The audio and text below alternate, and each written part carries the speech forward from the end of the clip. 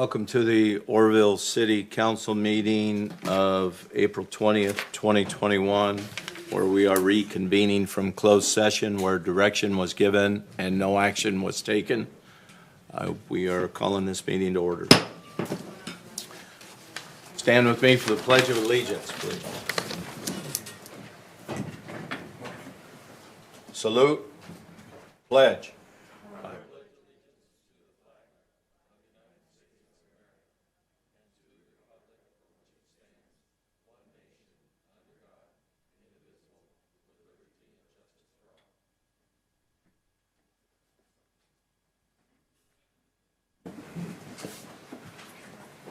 Looking for a motion to adopt the agenda. I move that we adopt the agenda. I'll second.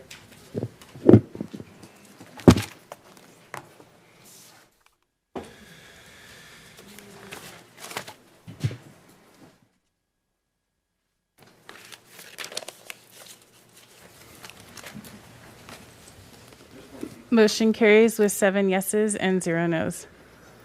Mr. Mayor, due to time constraints, I'd like to adjust the presentations, if I could, please, and move the unfunded pension liability presentation from NHA advisors to the top. They have another commitment this evening in Chico. Okay, let's hear from the unfunded pension liability presentation.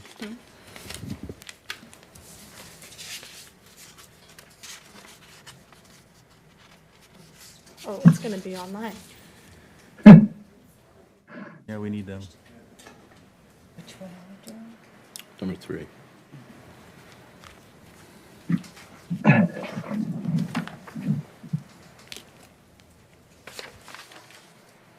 Who is our, Ruth, who is our presenter?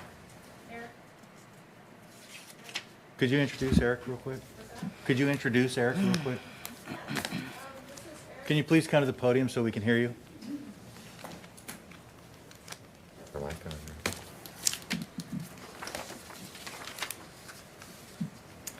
Good evening, Council.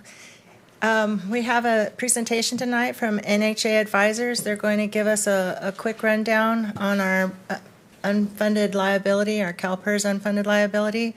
So they have a quick presentation for you. And if you have any questions, you can ask them at that time. Thank you. Hello, welcome.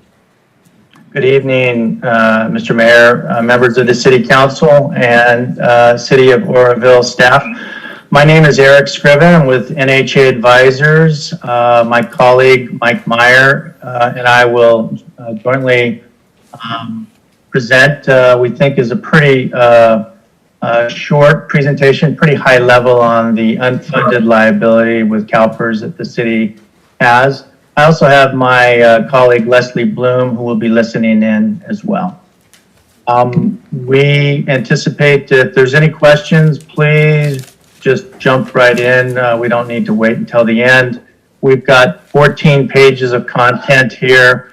The idea was to just present the background, how the city got the payment that it has and the liability that it has, and some of the potential options on restructuring that will be presented with the idea of just finding out if City Council wants to understand and evaluate it further. There's no decisions really beyond that. NHA Advisors has worked with the City of Oroville in the past. We assisted on the refinancing of the tax allocation bonds. We're financial consultants and municipal advisors. Our job is not to sort of push or pull the city council into any decisions or actions. Our job is to present facts, and we've done some due diligence based on your Calpers reports and basic knowledge of what's going on out in the marketplace, and a little bit of diligence on what the city has done in the past to present this 14-page presentation to council. I think we can bring it up, but I think that the idea was for the city clerk to bring it up. Is that correct, Ruth, or should we try to find it and bring it up? You can bring it up. Ruth had stated that you guys would have it available. Okay, let's, Mike, do you have it handy?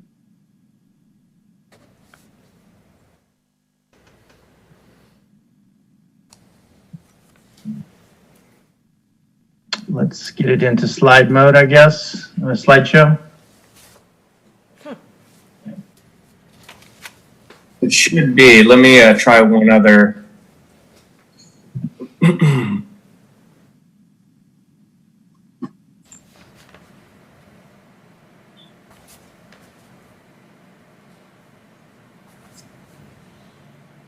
Should we work with that?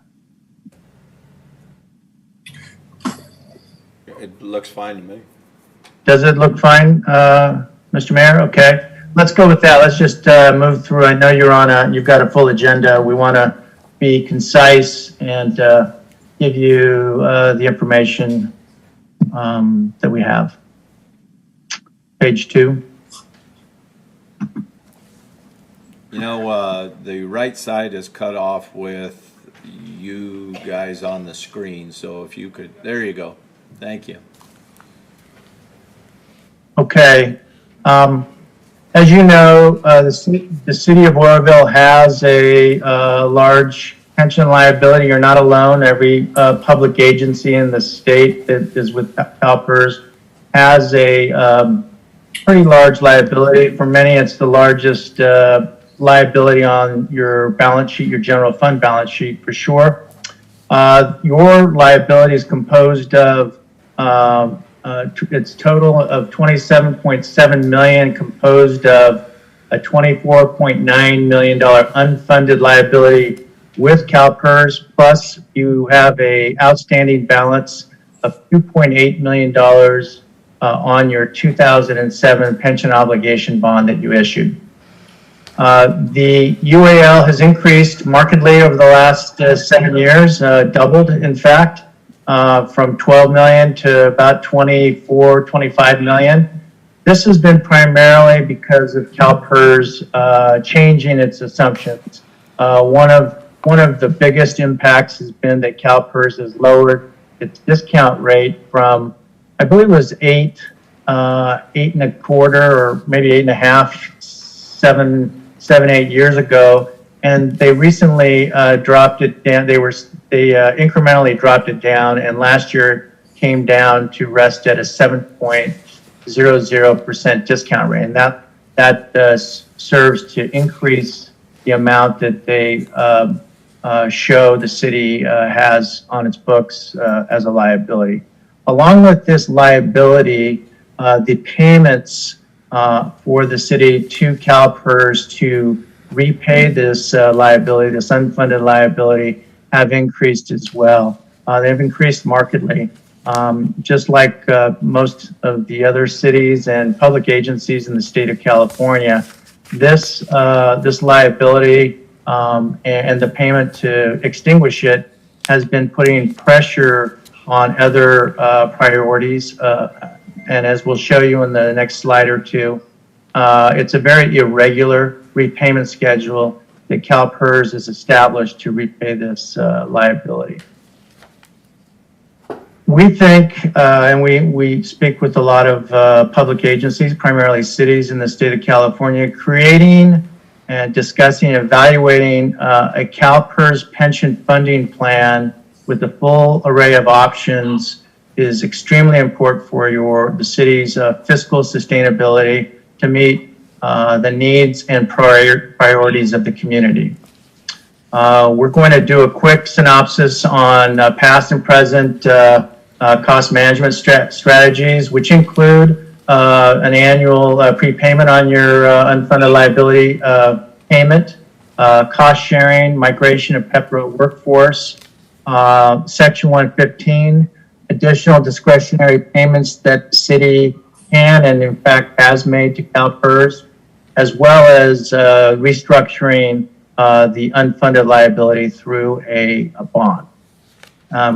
That latter strategy, given the complexity and the potential risks, which are potentially significant, we're going to focus on that towards the latter part of this presentation. Just a little background, the city does have two primary plans. You have your miscellaneous plan that covers 133 members, of which 52 are active. And you have your safety plan, which has 104 covered members and 35 are active employees. There's two parts to each of these plans. You have your classic members that were hired prior to 2013, and you have your newer hires that are covered under the PEPRA plan, which is a, what's the word I'm looking for, less costly retirement program.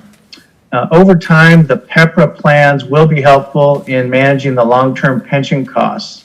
However, the unfunded liability, that $25 million unfunded liability that the city has, 99% of that unfunded liability is attributable to the classic members, the retired and 52 active members. And that will not really be impacted by the PEPRA reform. So that is a liability that is on the city's books and needs to be addressed. Any questions? Okay. Let's move along. Okay. As many of you may be aware, the city makes two payments each year to Calpers. The first payment, which is called the normal cost, is the annual cost for current employees.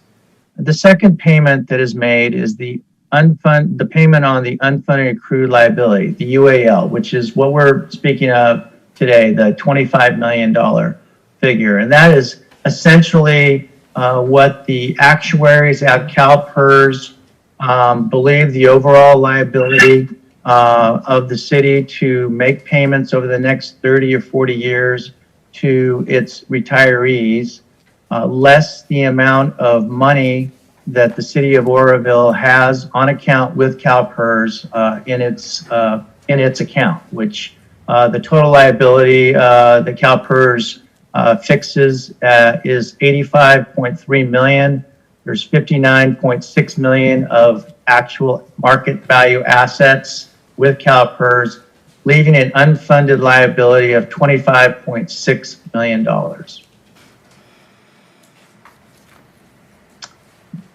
That, that payment, that amount is really the focus of this whole presentation. And Calpers has established a repayment schedule for that. As you'll see on the next page, it's really an amalgamation of a bunch of what we call amortization bases. And those bases vary from 4 years to 29 years. And as you can see, as they layer on, as Calpers layers these on over the past 10 and 15 years, you can see that it's created a very irregular repayment shape. So the blue bars here represent the Calpers payments, the unfunded liability debt payment schedule to Calpers. And as you can see, from 2015 to now, it has ascended very steeply, and it's going to continue to ascend through the next 10 or 11 years and before it peaks and then starts to descend on the backside. For many public agencies, this irregular payment shape is a very difficult repayment schedule to manage around. Every year you have an increasing payment to Calpers that you either have more revenue to cover or it crowds out other potential priorities. The gray bars, we've depicted these on here as well. That is the repayment on your 2007 pension obligation bond, and that will be retired in the next 3 years. So that, has served to actually exacerbate the steepness of this repayment over the last 10 or so years. There are I'm sorry? Many public agencies in the state over the last year to 2 years have been investigating restructuring this repayment shape, these blue bars, to try to create a more level repayment, something that is more predictable to budget around. And during the last 18 months in particular, as we all know, the interest rates in the municipal market have come down to all-time lows. In fact, in February, we think we saw the bottom of the all-time lows, and we've seen a bit of a trend more recently where the interest rates have been ticking up a little bit. I think we can move on. So why are the costs, and why does the city of Oroville and pretty much every other public agency in the state of California have such a irregular and steep repayment shape? And why has the unfunded liability been growing? Well, to sort of step back a moment, 20 years ago, some may remember, Calpers in the late 90s and right around 2000 was earning double-digit returns. And because of that, the retirement systems for many, if not most, of the public agencies in California were what is called superfunded. In essence, the liability to repay let me step back. The assets basically equal the liabilities that the actuaries calculated. So there was no unfunded liability. So given that, back about 20 years ago, many public agencies thought that this was a good opportunity to enhance retirement benefits. So we had the situation where we had great returns, and then starting with the state of California, prison guards, as well as the CHP, and then it worked its way through most of the public agencies in the state of California, cities and special districts. Benefits were enhanced starting in the early 2000s. As we all know, starting with the 2008-2009 Great Recession, we've had sluggish investment returns. The Calpers has missed its targets more years since 2001 than it's hit.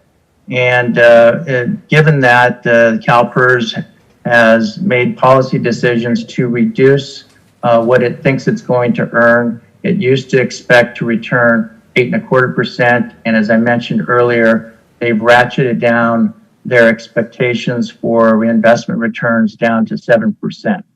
And as we know, Calpers is meeting later this year, and with the idea that they're going to review this, and there is a chance that they may reduce this 7% figure down even further. Along with the discount returns and lower reinvestment returns, there have been other changes in Calpers assumptions where they've changed the mortality rates. For example, people are living longer. They changed the valuation process from a sort of smoothing actuarial valuation to an annual check on the market. So, actual real market valuation. In addition, they've decided that they want their money sooner. So instead of allowing public agencies to repay their unfunded liability over a 30-year period, Calpers wants their money over a 20-year period, which has greatly increased the annual repayment on that unfunded liability. So the unfunded liabilities really are still growing. They're going to be growing. They have grown over the last 7 years, and they're expected to grow over the next 10 or 11 years.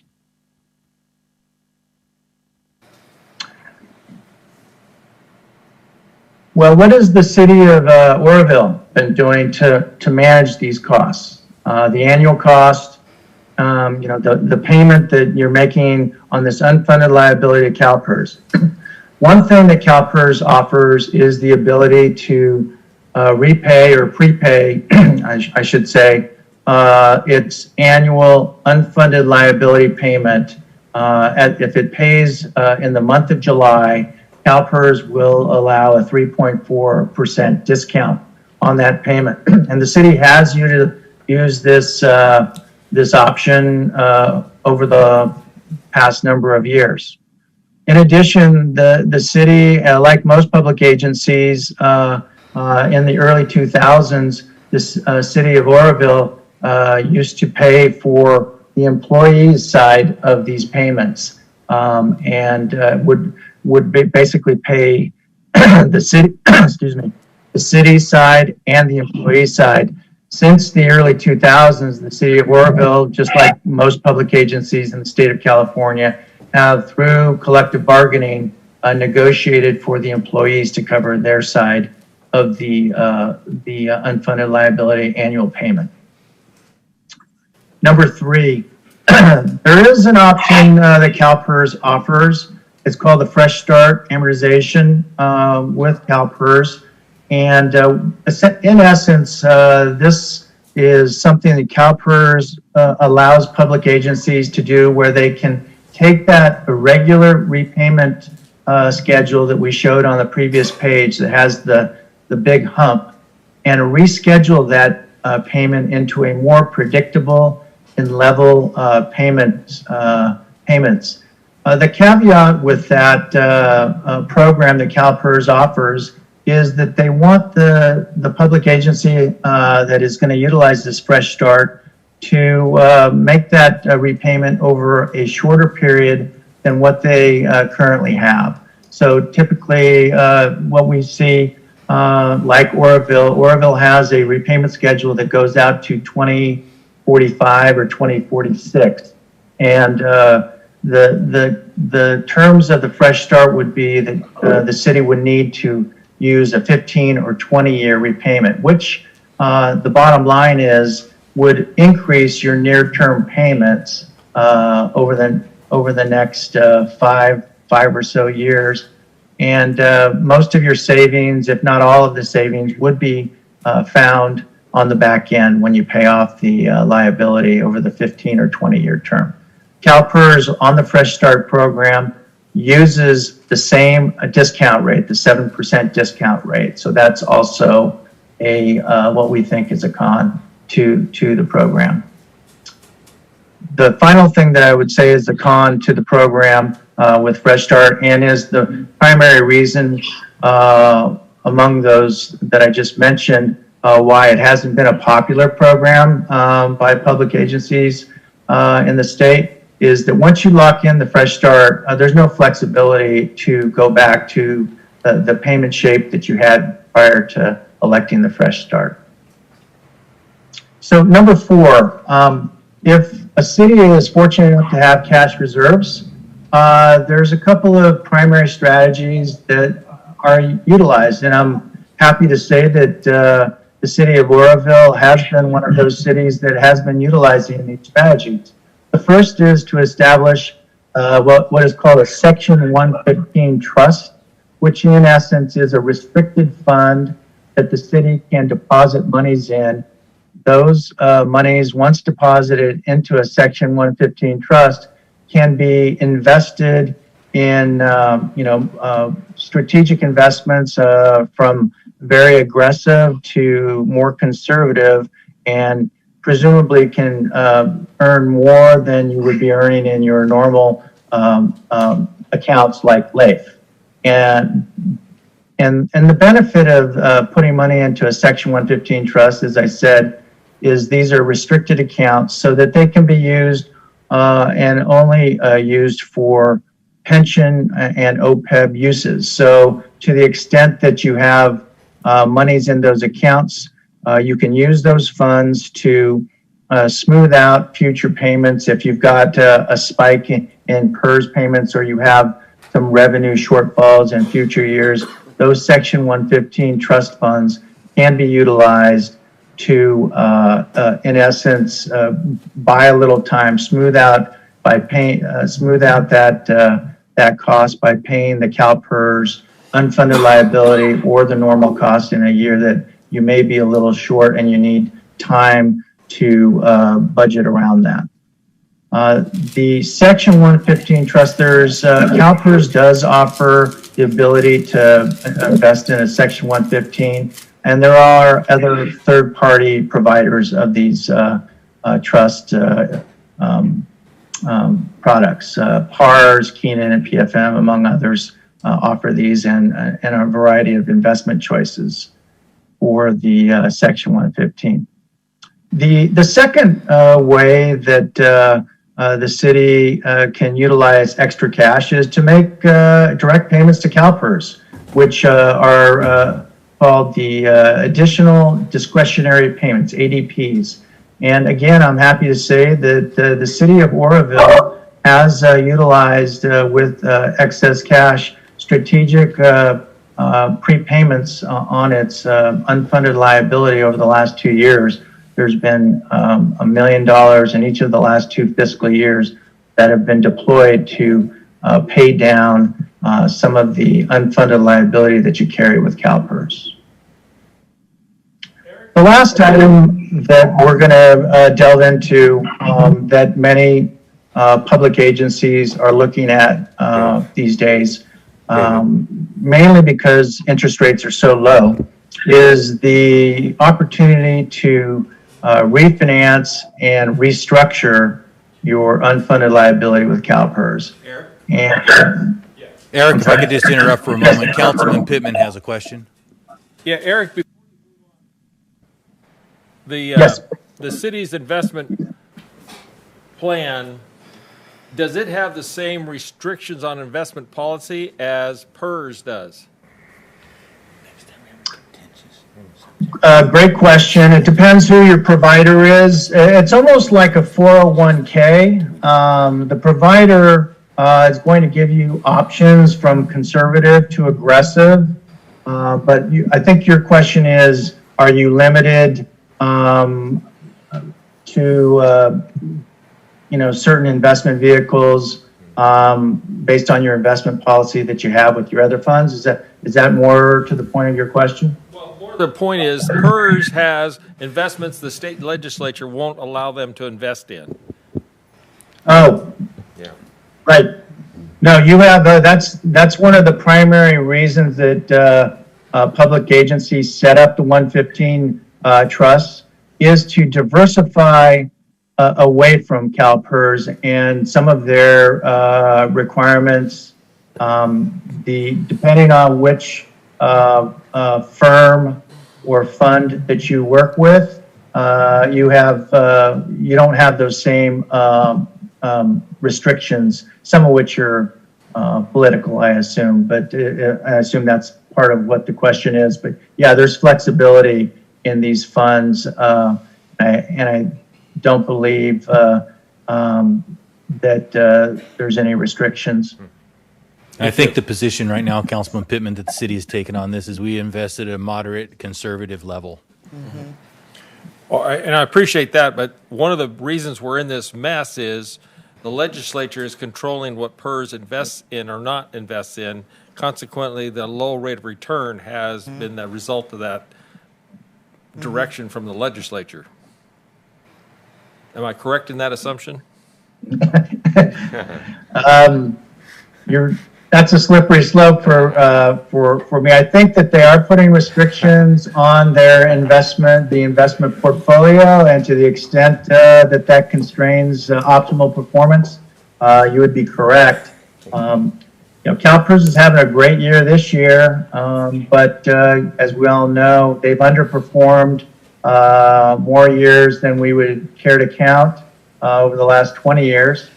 And that's why they've lowered their discount, and why we believe, I think many believe, that they're looking at perhaps lowering it a little bit more in the not too distant future. Thank you, sir. So we're going to keep moving forward. for the most part, the rest of this presentation relates to a high-level discussion about the refinancing and restructuring of the unfunded liability. And just again, we are a municipal advisor and financial consultant. We're providing information for City Council to think about and decide if you want to learn more. That's our agenda for this evening. I think I'm going to hand the next page. I hand it over to my colleague, Mike Meyer. Thanks, Eric, and good evening, Mayor, council members. Mike Meyer with NHA. I'm going to start in here on slide 8. Just a little bit more about the concept of restructuring. This entails an agency issuing debt or a bond and using that money that's raised to pay off some or all of its UAL with Calpers. So it's essentially converting the 7% Calpers debt into lower interest rate bond debt. The typical structure, the legal structure that is typically used is what's known as a pension obligation bond or a POB. This is something that the city has utilized in the past. Back in 2007, it is unsecured debt, so there is no collateral that's required. For most agencies who have not done POBs in the past, you do have to go through a court validation process that takes anywhere from 3 to 4 months. A little bit longer during COVID is what we've seen. But the city, if this is something that the city were to explore down the road, it's highly likely that you would not need to go through that process just because you likely did it 13 years ago.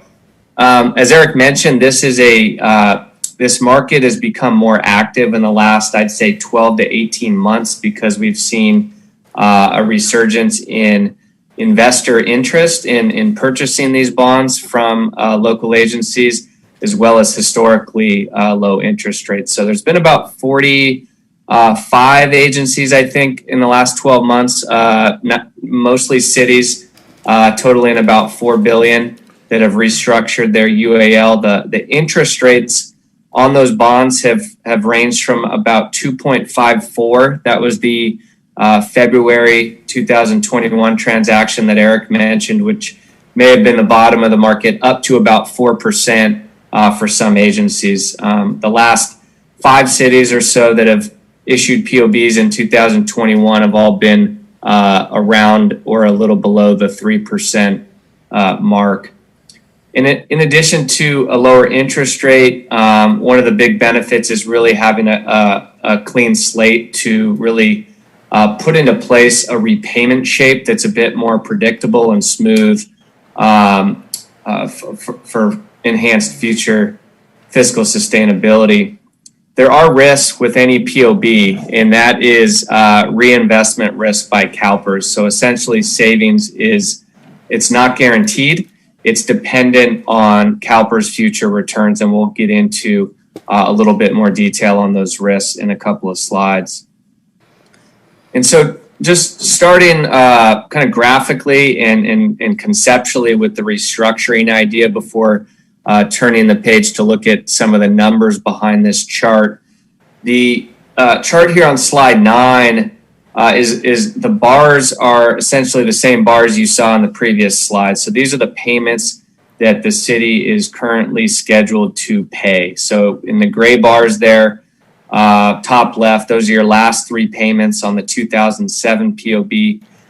In the light blue bars, those are your scheduled UAL payments.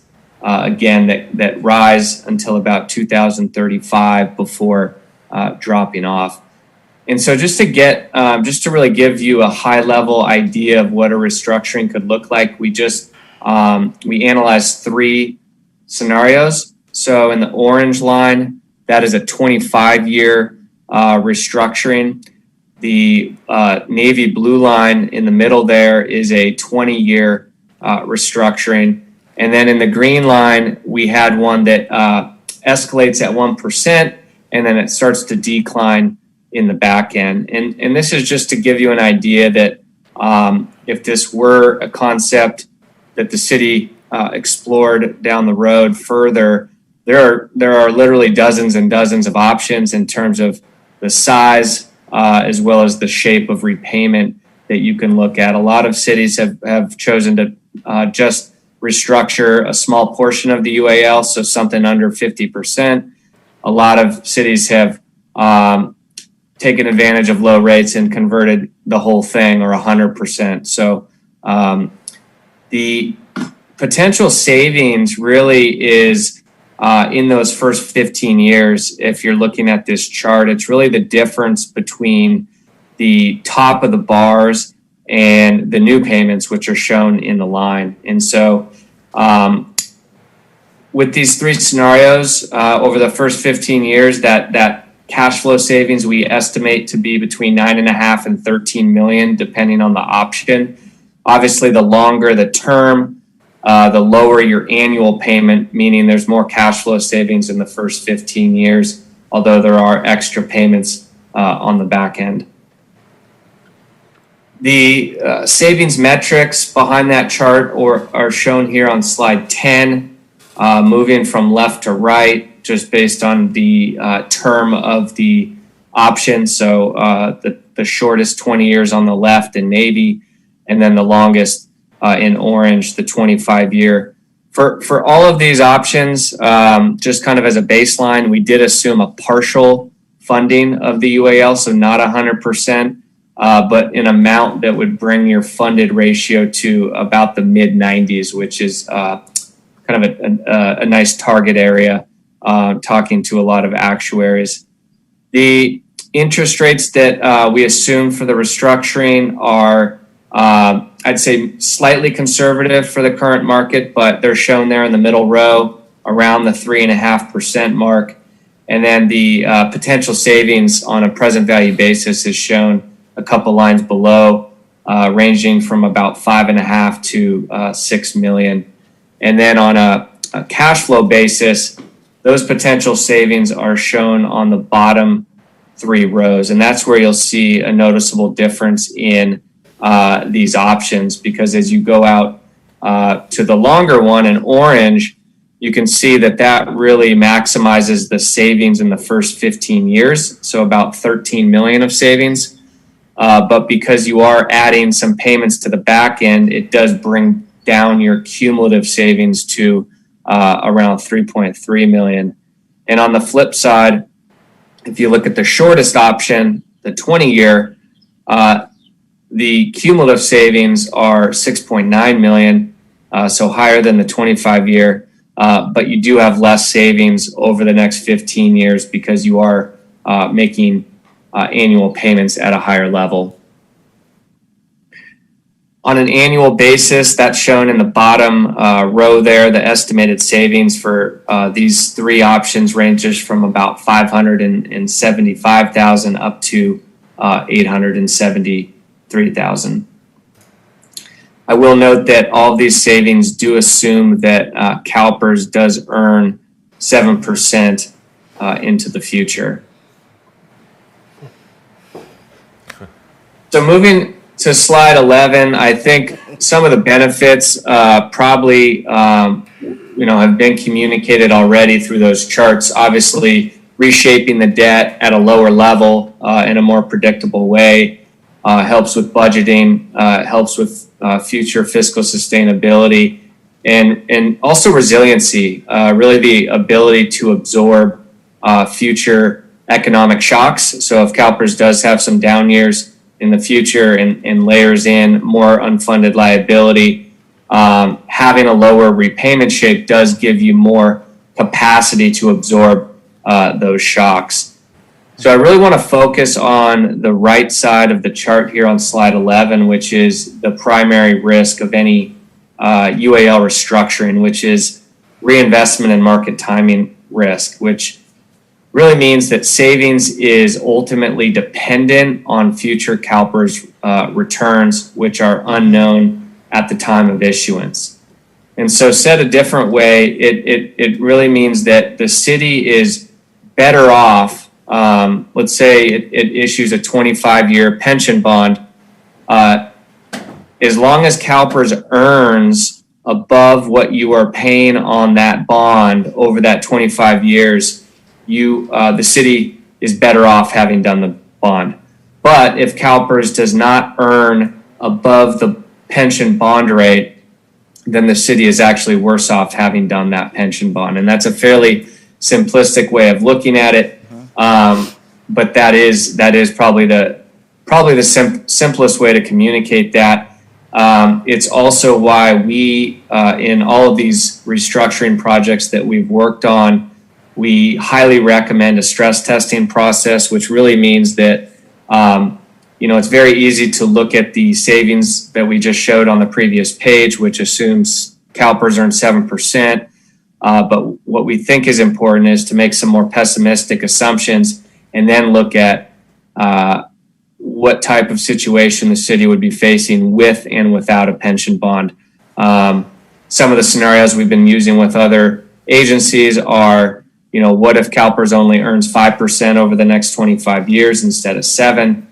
What if there's another 2000 like recession, starting in 2023?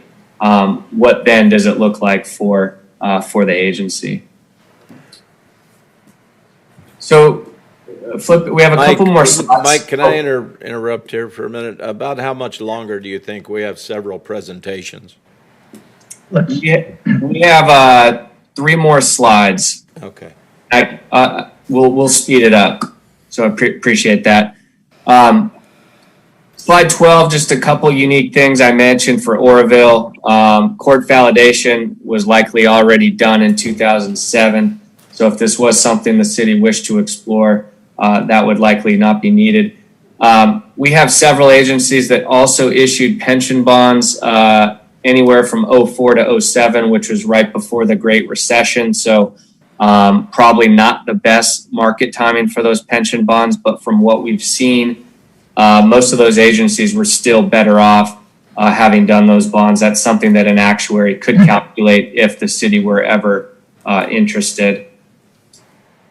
I think I'm going to skip this slide or maybe turn it to you, Eric, to talk a little bit about probably the one remaining item we haven't covered, which is the pension funding policy. Yeah, I think I'm going to go rapidly through this and just state if the city council is interested in this idea. We strongly advocate that there's a strong education process.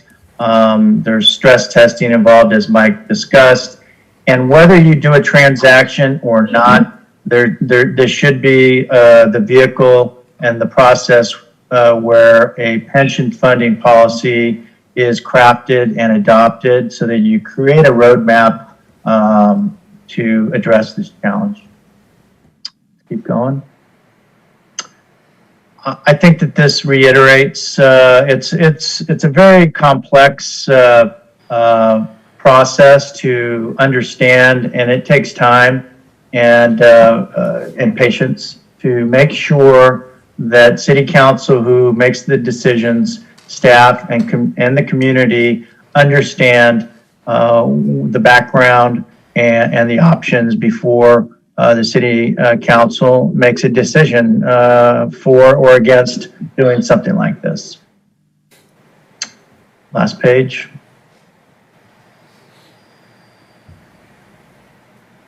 This is really the point of this presentation. If the city council is interested in looking at this idea further, the workshops could be scheduled. In fact, we strongly advocate that you do more. It takes time to gather all the information. And if the city council is strongly interested in this, then directing staff and consultant to investigate whether a validation is required or not would be some of the things that council could direct. And that concludes our presentation. Sorry we went a little longer than I thought, but that's it. Are there any questions from this council? Do I have any questions from the public?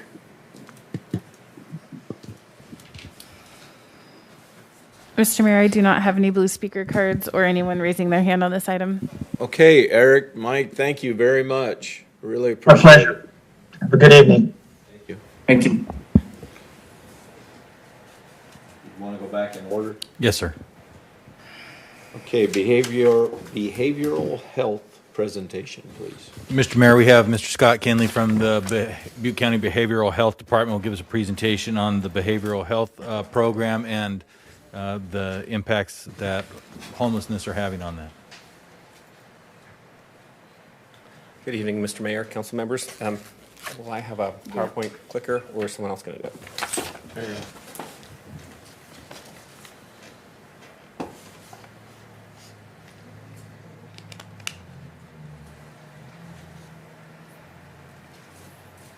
There you go. Okay, that's fine too.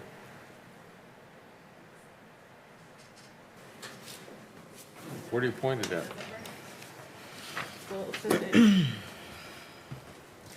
All right, thank you. Madam Clerk, do you have an adjustment for that screen to get that out of our field, please? Thank you. There you go. Ready? Great. Yes, I'm Scott Kennelly. I'm the Director for Behavioral Health. Thank you for having me tonight. I was asked to come and talk about behavioral health services, our funding, what kind of things we do in Butte County, some of the programs we have, and then the intersection between behavioral health and the homeless mentally ill population, which has been quite a source of discussion if you're on social media or you're listening to the news. Next slide, please. So who are we? Butte County Behavioral Health is primarily a treatment provider.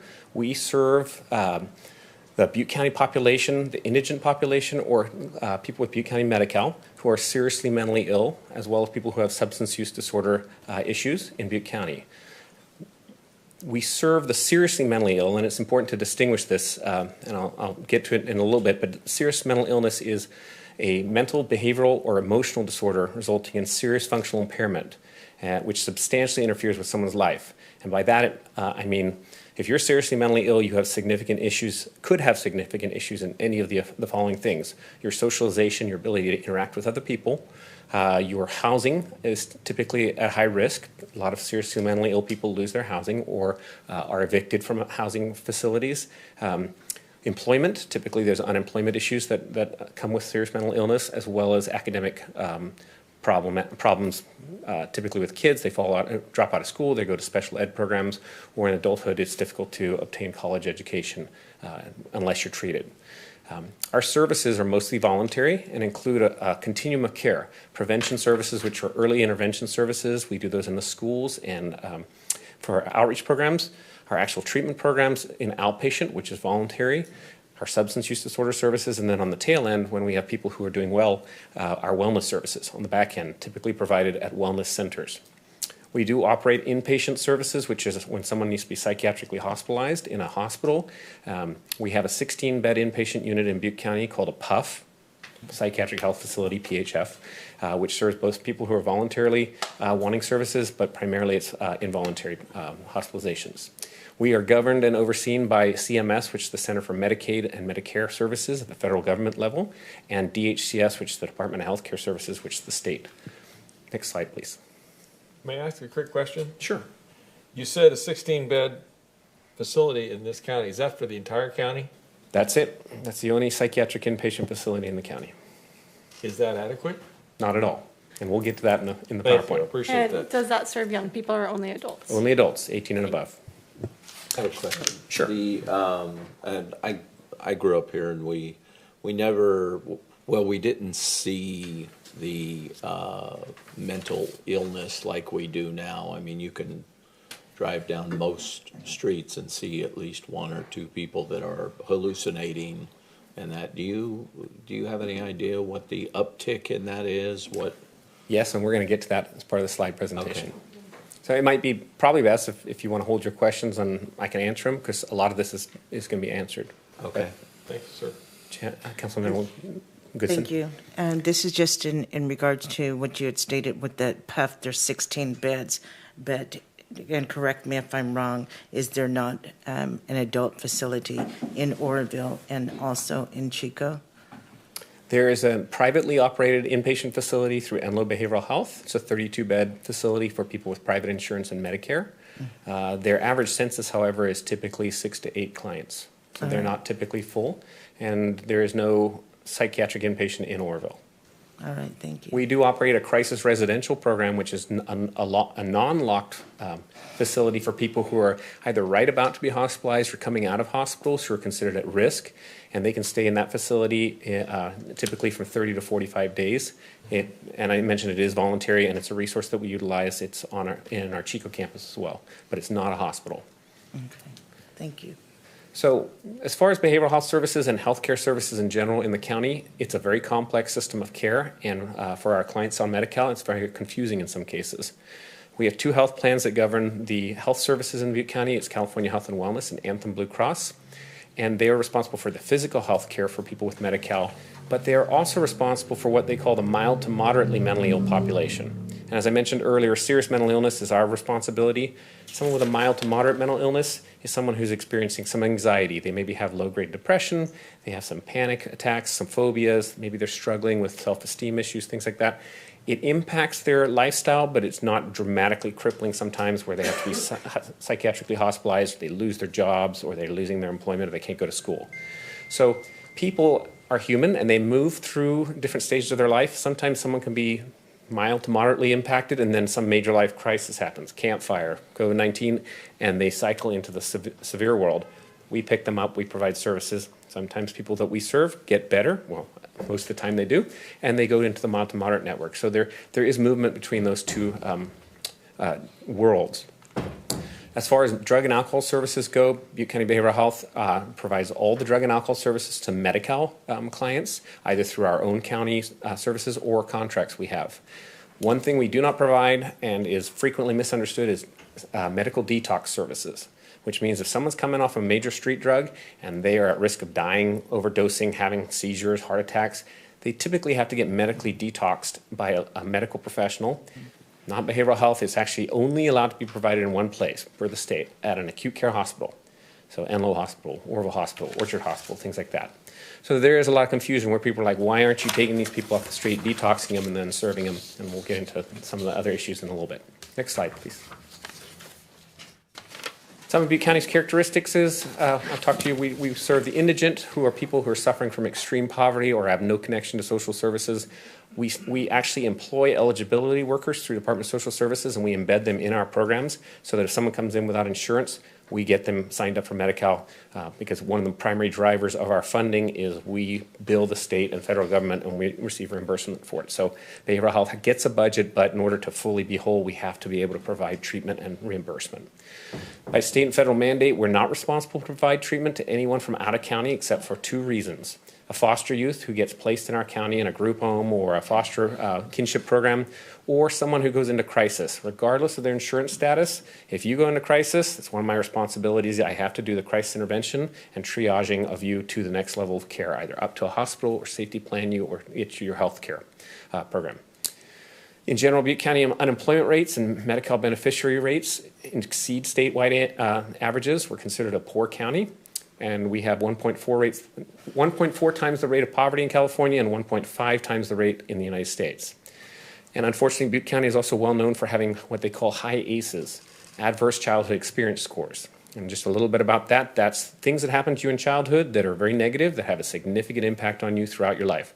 Divorce, domestic violence, molest, abuse, poverty, violent neighborhood, those kind of things that impact you, that then you become stressed by over time, and over time, multiple research articles have shown it significantly impacts you and puts you at high risk for mental illness, substance addiction, and significant medical issues. GI distress, heart attacks, high blood pressure, all those things. So that's an area in Butte that we're unfortunately well known for, and that contributes to a lot of the people who eventually potentially become homeless or addicted to drugs. Next slide, please. Who do we serve? This is our fiscal year 19-20 data. For the year, we served 9,353 people. Some of those clients came in more than one time, so they're not distinct client counts.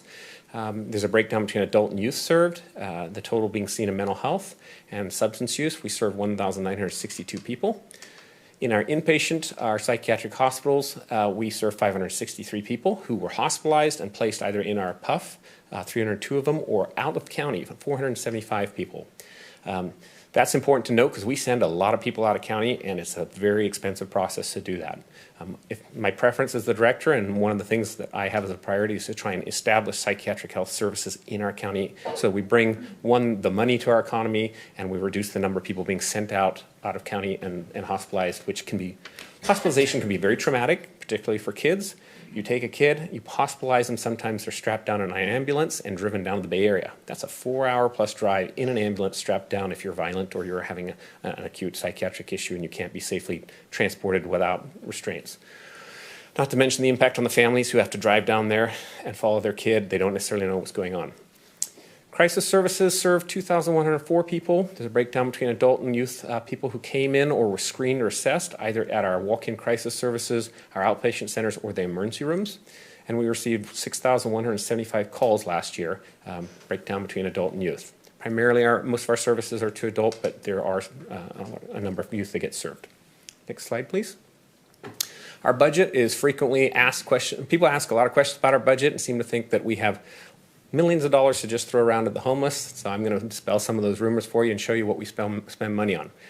Our budget in 1920, I'm going to round up a little bit. It's $74 million. Of that budget, it's broken down into 6 funding categories, which are, for the most part, rather complicated.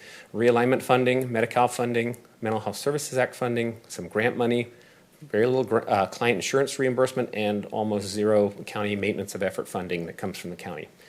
But of that $74 million, we spend in 1920 $14.5 million for housing and placement of our clients, whether it was short-term housing, treatment services, board and cares, skilled nursing facilities, hospitals, crisis residentials, you name it, the whole continuum of care based on what the need is. The remaining money went to treatment and programming, either Butte County employees providing programming or contractors that provided services. Next slide, please. Realignment in a little bit more detail because I think this is an important part if you're talking about the intersection with homelessness. Back in the 60s, the state decided to realign how they provided services to the hospitalized clients who are hospitalized through state hospitals. And they said, we feel like there's a lot of abuses in the hospitals out there in the 60s. A lot of people were being put in hospitals without really appropriate due process. Sometimes someone would report something about their neighbor and all of a sudden they were hospitalized, never to be seen for years and years. There were abuses happening at the state hospital levels with regards to restraints and how people were treated. Some of those services were very inhumane. So the state said, enough of this. We're going to shut down the majority of the state hospitals. We're going to realign the funding and give it to counties and make it your responsibility. The county said, well, you're going to fund us for these services? They said, absolutely. That wasn't true. They gave us realignment funding, but it was dramatically lower than what they were spending on the psychiatric hospitals at the time. So realignment funding comes from 2 primary sources, which is state sales tax. We get a little percentage, like a 0.0 something percent, as well as a percentage of vehicle license fees. When people buy cars, we get a little percentage of that funding. Those funding streams have been up and down over the years, depending on the economy, and can be quite volatile sometimes.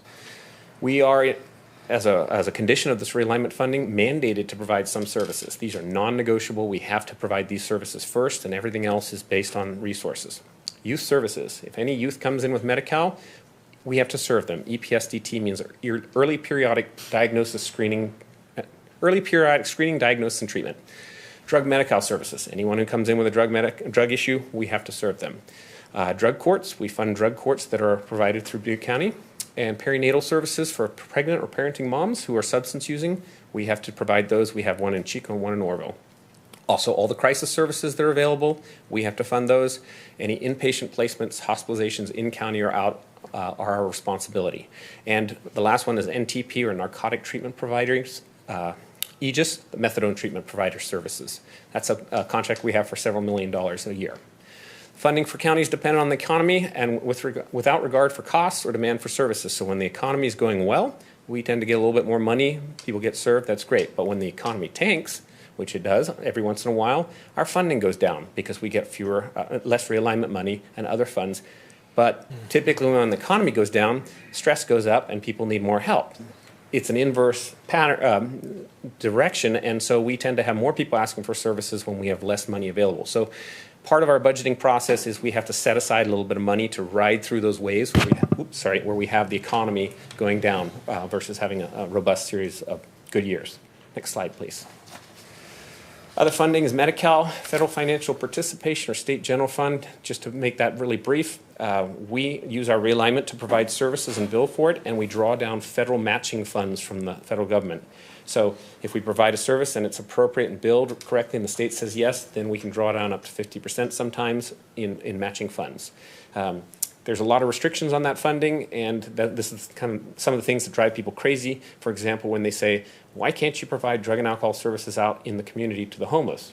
Well, state drug medical requirements say you can only provide services to someone who has a drug problem in a certified site that the state has come out and said, I blessed this building right here. This is a certified site. So homeless, mentally ill who are using drugs don't typically want to walk through our door and get services. We want to go out and see them and bring them in. But any service I provide out in the community for a drug addict who has a drug issue, who has Medi-Cal, is unreimbursable. So it's on my dime. It's a cost to me. As well as if someone goes into an inpatient hospital or jail, lockout, Medi-Cal shuts off, and I can't get reimbursed for that. Those are just some of those things about the funding that makes it really difficult for counties to operate, but we still try our best to do that. Mental Health Services Act funding is another big funding stream. It's also called the millionaire's tax. It's a 1% tax on people earning over $1 million. I'm not one of them. It would be nice, but the people who are making millions of dollars do pay their share.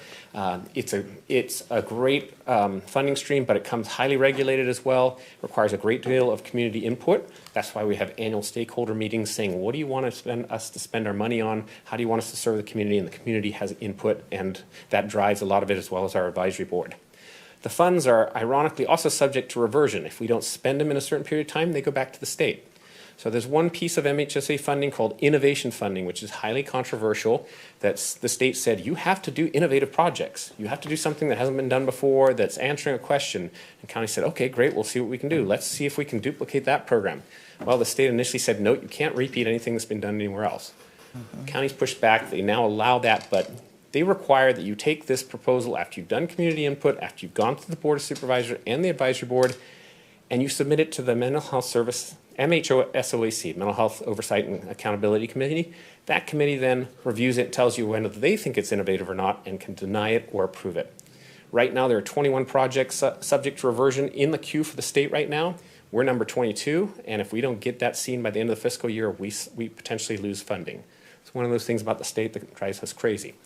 And if you haven't noticed, I'm a little candid about what some of our challenges are, because I think it's important people know what our strengths and our weaknesses are. The other piece about MHSA is the state several years ago realized that there was a homeless crisis and said, aha, we need to find a funding stream to address homelessness.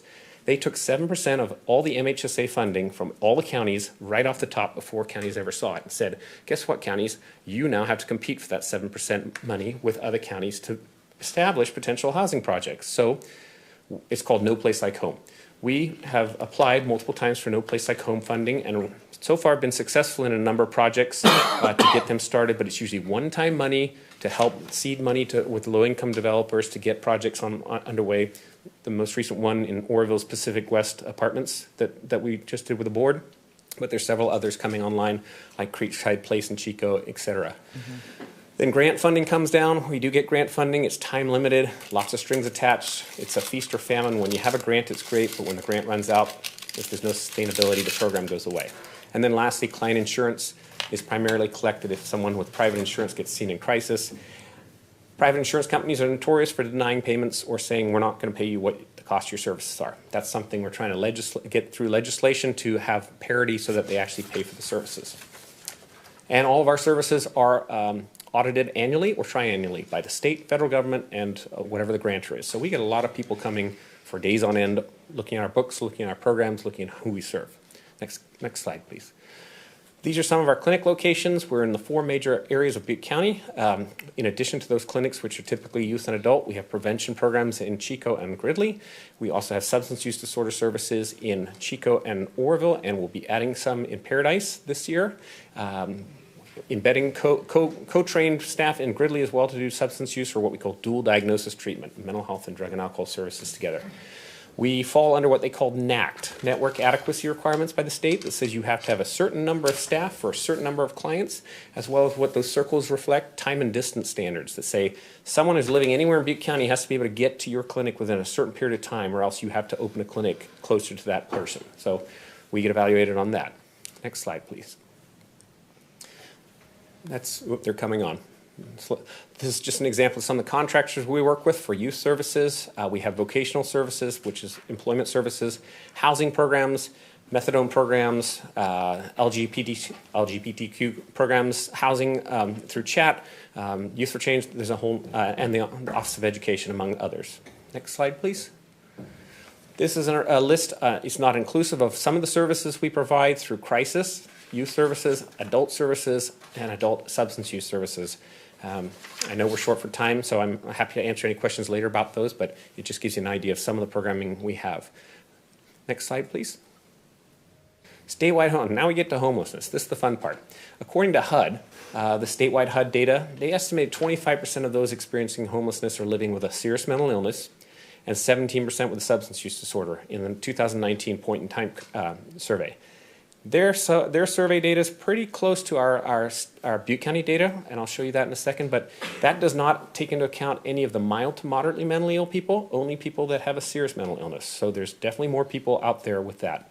In addition, yes? I know you're wait for just in regards to homelessness. I know already I've heard that this state has changed its classification of what it means to be homeless. Right. So on your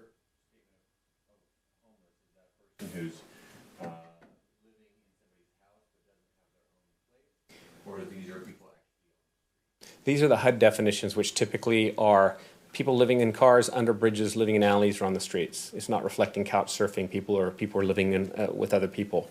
And that's been one of the challenges too, is it doesn't really capture all the truly homeless people. So this is just the HUD data I'm providing. So the HUD data also says the vast majority of people are not experiencing behavioral issue when they become homeless. Yes, some people do become homeless as a result of their serious mental illness, but the majority don't. However, the longer they stay homeless, the greater the chance they get traumatized or they experience stressors and they become mentally ill or addicted to substances. So the longer you're homeless, the worse your odds are. The primary risk factor for homelessness is not mental illness, according to HUD, or addiction, but rather old age in California.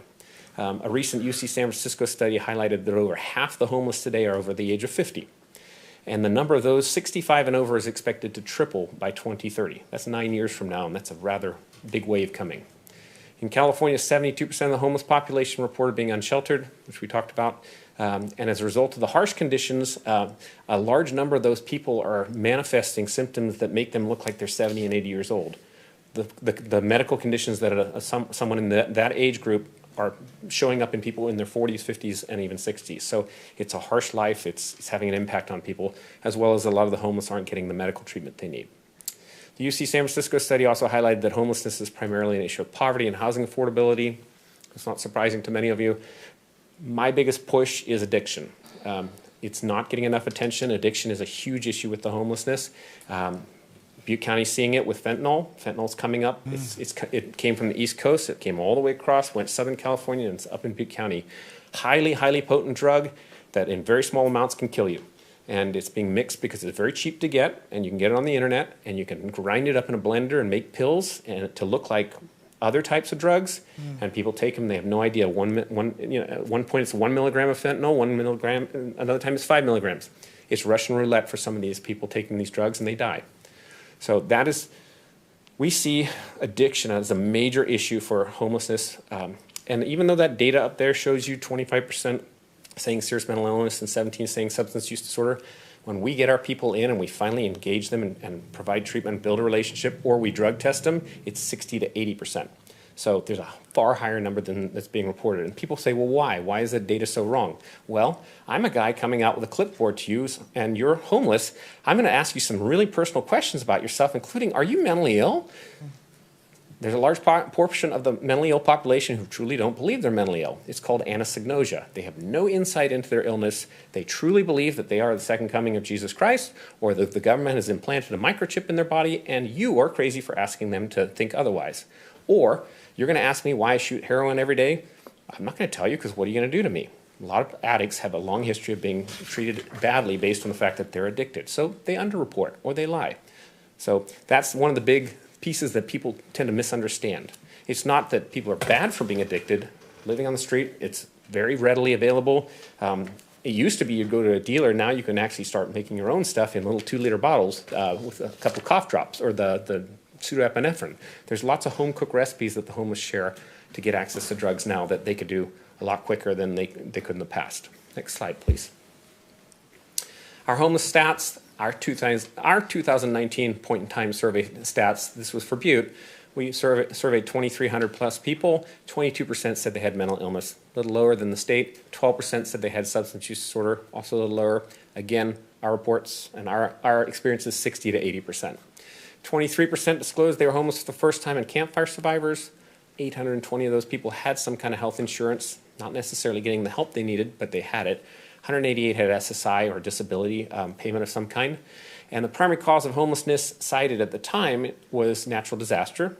No shock what we've been going through. 5th was substance use issues, and 8th was physical health and mental health issues. Again, the statistics here are only as good as the people reporting them. If they're honest, then it's good. If it's not, we have no way of knowing. Next slide, please. So some of the things that we've learned working with the homeless population, we are out there every day throughout the county. I'll talk about those programs. Critical life event, we've talked about. We have a large number of foster youth, far too many out there that are homeless, who've exited the system. Domestic violence and runaways are common. LGBTQI, people who have left their houses or the family have kicked them out. They've not had an understanding or supportive family. We have a veteran population that needs help. Criminal justice population. There are definitely lifestyle choice and anti-government people out there who are just, I'm not going to follow rules. And you can't make me, and damn it, I'm going to live in a tent, and I'm not going to go to the tourist shelter. You can't make me do that, and I don't believe in, following any rules.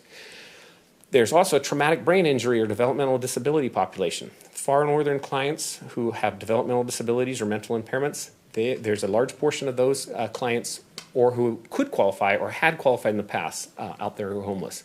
And then, of course, the mentally ill, substance use disorder population, both the mild to moderate, which is the health plan's responsibility, and the severe, which is ours. And do you have a percentage? The percentage or breakdown of all of those, I don't have them in front of me or with me, but there's, depending on which data source you look at, it's all over the board. I know that the point in time survey has data on that because they ask questions, and there's a recent survey that's gone out at the Chico City Council through the Chico City Council and Department of Social Services, where they've just started polling the homeless with questions like this, and they're starting to gather some really good data on it. And some of the people Yes, they could say more than one. You could be a veteran who's LGBTQI, for example. Yes. Next slide, please. How do we address homelessness? Behavioral health actually serves more homeless than not. Most of our clients are at risk of homelessness in one way, shape, or form.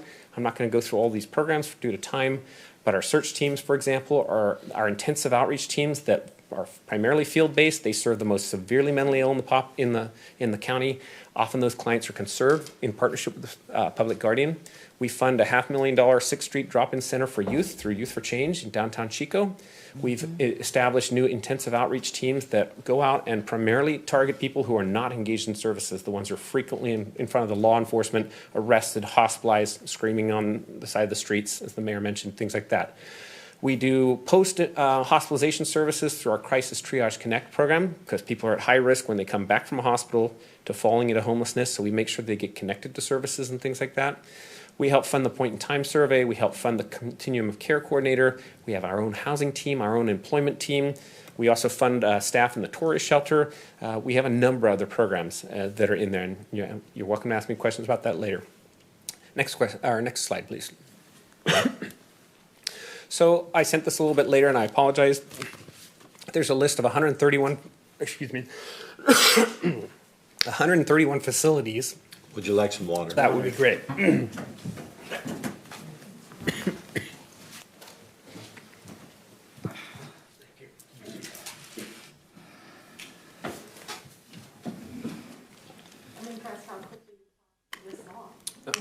Sorry, I'm trying to go fast because I know we're a little bit late. There's 131 facilities that we spent $14.5 million on. They're listed and should be available to you that show you everything we have in Butte County as well as out of county that if you have questions about are available. And then some of the projects we have under development, the housing projects, Everhart Village, which is the tiny homes in Chico. we got some one-time funding. It's been approved. We've gone through the first phase with regards to the actual site certification. Now we're doing the programming overview, and we're expecting that to break ground in fall. Creekside Place is an older adult facility in Chico near Marsh Junior High. That'll be for older adults with severe mental illness. A portion of those beds will be dedicated for our population. Prospect Views in Oroville, we talked about that. And I'm pursuing a youth psychiatric health facility, or PUF, for kids because we don't have one in Butte. Next slide, please. This is some of the biggest challenges to behavioral health on why we're not addressing homelessness. The most common question: why don't you just build more hospitals, take the homeless off the street, and force them into treatment? Well, they have rights, and the behavioral health services are primarily voluntary in nature. The people who are on the street who can't get off the street don't meet specific criteria that I can compel them into treatment for the most part. And as I mentioned, many are very heavily addicted to drugs and alcohol, and they're scared to death to get off those drugs. They want to have an ability to get off the drugs and get into treatment, but the detox services that I've talked about that are at acute care hospitals are governed by the state. And the state has a very backwards, antiquated view of substance addiction. They require that someone is manifesting some horrible symptoms, going through a withdrawal in order to qualify for the service. So there's a series of checkboxes that the hospital have to go through to say, well, are you experiencing this symptom, and that symptom? Tell someone who's homeless, who's coming off something, to sit in an ER for 6 hours and develop the worst flu-like symptoms they've ever had to maybe be served, but most of the time denied because they don't hit a certain box.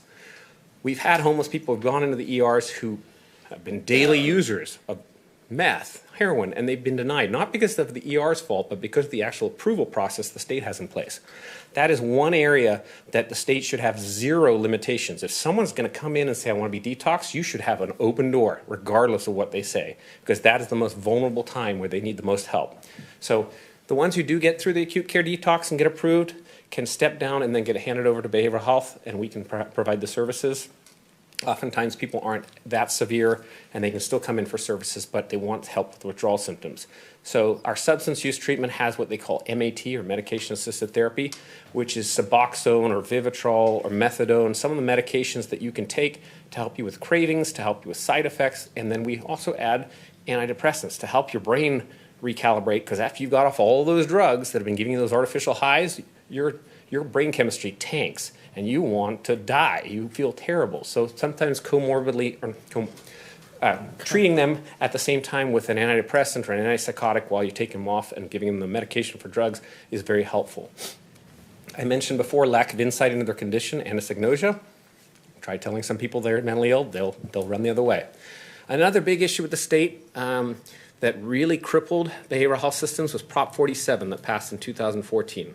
People who are arrested for drug crimes or property crimes used to have to come out as an early condition of parole and go to court-ordered mental health or drug and alcohol treatment. We partner with probation. We would follow them. If they didn't, if they were recidivated or they used drugs again, they'd flash incarcerated. They'd have consequences. In 2014, the state said, you know what, we're going to make drug treatment voluntary. Coming out of a jail, you can volunteer to do it or not. Well, what happened? Our caseloads plummeted, 90%. Most people said, see ya. They disappeared. They became homeless again and started using. I think that was a very poor decision. NIMBY is another issue. When I do get one-time funding to establish housing projects, I get people coming out with pitchforks and flame, torches, saying, "Not in my backyard. I don't want a mentally ill, treatment provider anywhere near us. Put it out by the airport. Put it out there in somewhere where no one else is." The reality is, I've got mental health programming and housing throughout the county. Most people don't know where it's at, and it's just as stable as many other projects. People don't have those high-level, law enforcement calls, but people have perceptions. Everyone knows one mentally ill person who's done something extreme, and they have that lodged in their head, and that must mean all of the people we're serving are that way. Those are some of the comments we get, including comments that say, I know mentally ill people are all child molesters. My kid goes to school, and they have to walk by your facility. They're not. The majority of mentally ill people are not child molesters and are not violent. They're typically the victims of crime, not the ones perpetrating. There are exceptions. The lack of affordable housing, we know about that. The lack of low barrier access points is important too. You can't take someone who's on the street, who's been using drugs every day to cope with their problems and say, you've got to get off the drugs before I'm going to serve you. They can't do it. They've got to go through what we call a harm reduction model, where their goal is to get off drugs. They're working with us in collaboration to try and reduce their use, but they're going to come home drunk sometimes. They're going to be high. They're going to test positive. We work with them. We know they stumble, and people through treatment typically always relapse. So it's a couple times to relapse typically before you get success. So there's not enough of those. There's not enough inpatient beds, because when the state closed them all in the 60s, they shut them down. They punished counties. They said, we know what you're going to do, counties. You're going to build new inpatient beds and just call them county-run facilities. So we're going to make sure you never build a facility over 16 beds, and if you do, we're going to punish you. You can bill Medi-Cal for anyone in my PUF who's a 16-bed or over, but if I build a 17-bed or an 18 or a 32 or 64-bed, it's non-billable. It's all realignment funding. There's no Medi-Cal drawdown. So that's something that we're trying to change too, and there is some hope on the horizon with the governor's budget. LPS law, that came along in the 60s when they let people out. It governs how we can take someone off the street and involuntarily hospitalize them. Danger to yourself, danger to others, or grave disability. When that law passed over 50 years ago, there was not a homeless population. They were not the type of people who just are out there today driving everyone crazy and saying, how do we get them in? LPS law has very strict criteria around grave disability. If I get hospitalized with grave disability, it says I can't feed or clothe myself or take care of myself in any way. Well, clients learn when they get hospitalized at least one time what the right language is to say to a psychiatrist or a judge. I don't care how psychotic I am. If I can remember, I'm going to go to the tourist shelter when I get out, and yeah, the Jesus Center has food, and yeah, I'll follow up with behavioral health services, I promise. That typically is the ticket to get you out of the hospital. And that's the frustrating part for counties, because we know some of these people are just not going to do that. And we have to show sometimes through repeated failure after 4, 5, 6 hospitalizations, then we can take it to another level where the judge goes, I know this person now. They've been in front of my court so many times. Let's go down the conservatorship route and take the rights away. But it's a failure-based system, not a system that's proactive. HIPAA and 42 CFR are important. They're the laws that govern how we share information and with who. HIPAA is about mental health and health care. 42 CFR is about drug and alcohol services. Extremely difficult to share information with treatment providers under some circumstances. Great example. We partner with law enforcement, so we go out and we roll on crises together. I'll go out with law enforcement, my team will go out with law enforcement, they'll evaluate someone, they'll recognize, oh, I know this person, they were in the hospital last week. I can't tell law enforcement anything. I can't even say I recognize that person. I can't share any treatment information, or if law enforcement says, how'd they do? You took them to the hospital, how are they feeling? I can't even acknowledge that. Those are the kind of barriers that exist today that make collaboration with partnering agencies very difficult. So again, those are being looked at a legislative level too, at a state and federal level. But people are reluctant to change those laws due to prior, again, outdated thoughts that people who had addiction issues were unable to get jobs because people knew they had an addiction. Things have progressed more where people have the ability to be hired who've previously been addicts. There's no funding and reimbursement to support outreach activities, like I said. If you're out in the community and you're not open to behavioral health services, none of our efforts are reimbursable. We're trying to change that. CalAIM is coming next year, and it might allow that to happen. I'll talk about that in a little bit. There's lack of in-person psychiatrists in Butte County. We're a health shortage area. We don't have enough psychiatrists. They've aged out of our system. They've left through the campfire. So that creates us a system where we have to hire what they call locum tenens doctor companies. They bring in docs, and they find them. There's high turnover with those doctors. So one of the biggest complaints from our clients is, I just got to know my doctor, and 3 months later he's moving on, and now there's a new doctor. It's really hard for me to share my story over and over again. So we have some options coming in the next slide to talk about that. And then the mission to solve homelessness, I just have to say, is very misleading. You will never solve homelessness. There is always going to be upstream people becoming homeless every day. It's how do you reduce the homeless population, and how do you get more proactive upstream to try and address some of the adverse childhood experience issues, the drug addiction issues, and things like that. Did you have a question? I did. Thank you so much. In regards to the lack of in-person, and so we're going to now a hybrid system because of COVID. But are there any thoughts on Doc in the Box? That's which what we helps have, to the- mitigate. The telemed that. doctors, yeah, that's what we've done throughout COVID was telemed services over the screen. Some clients love it. Some clients think it's very impersonal and they don't like it. They want to see someone in person. So Okay. we operate a hybrid model now where we're returning back to face-to-face services and we have telemed still. But you need to have a doc you need a doc ideally living in Butte County who knows the community, knows the places, knows when someone's talking about something somewhere. I have docs from all over the country, sometimes other countries that, what's Butte County? I've never been there. I've got someone in front of me, I'll serve them. That's not ideal. All right. Thank Next you. slide, please.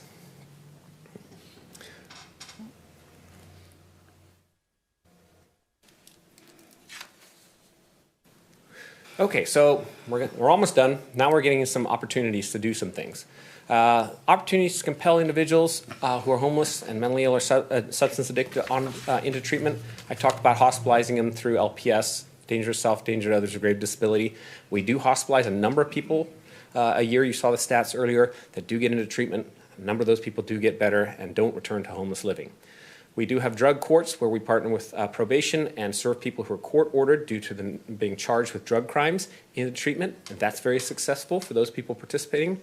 We recently had a mental health diversion court that was put in place in the last year that does that for someone's out in the community, commits a crime due to their mental illness. If there's a connection to their mental illness and the crime, they can be court ordered into treatment.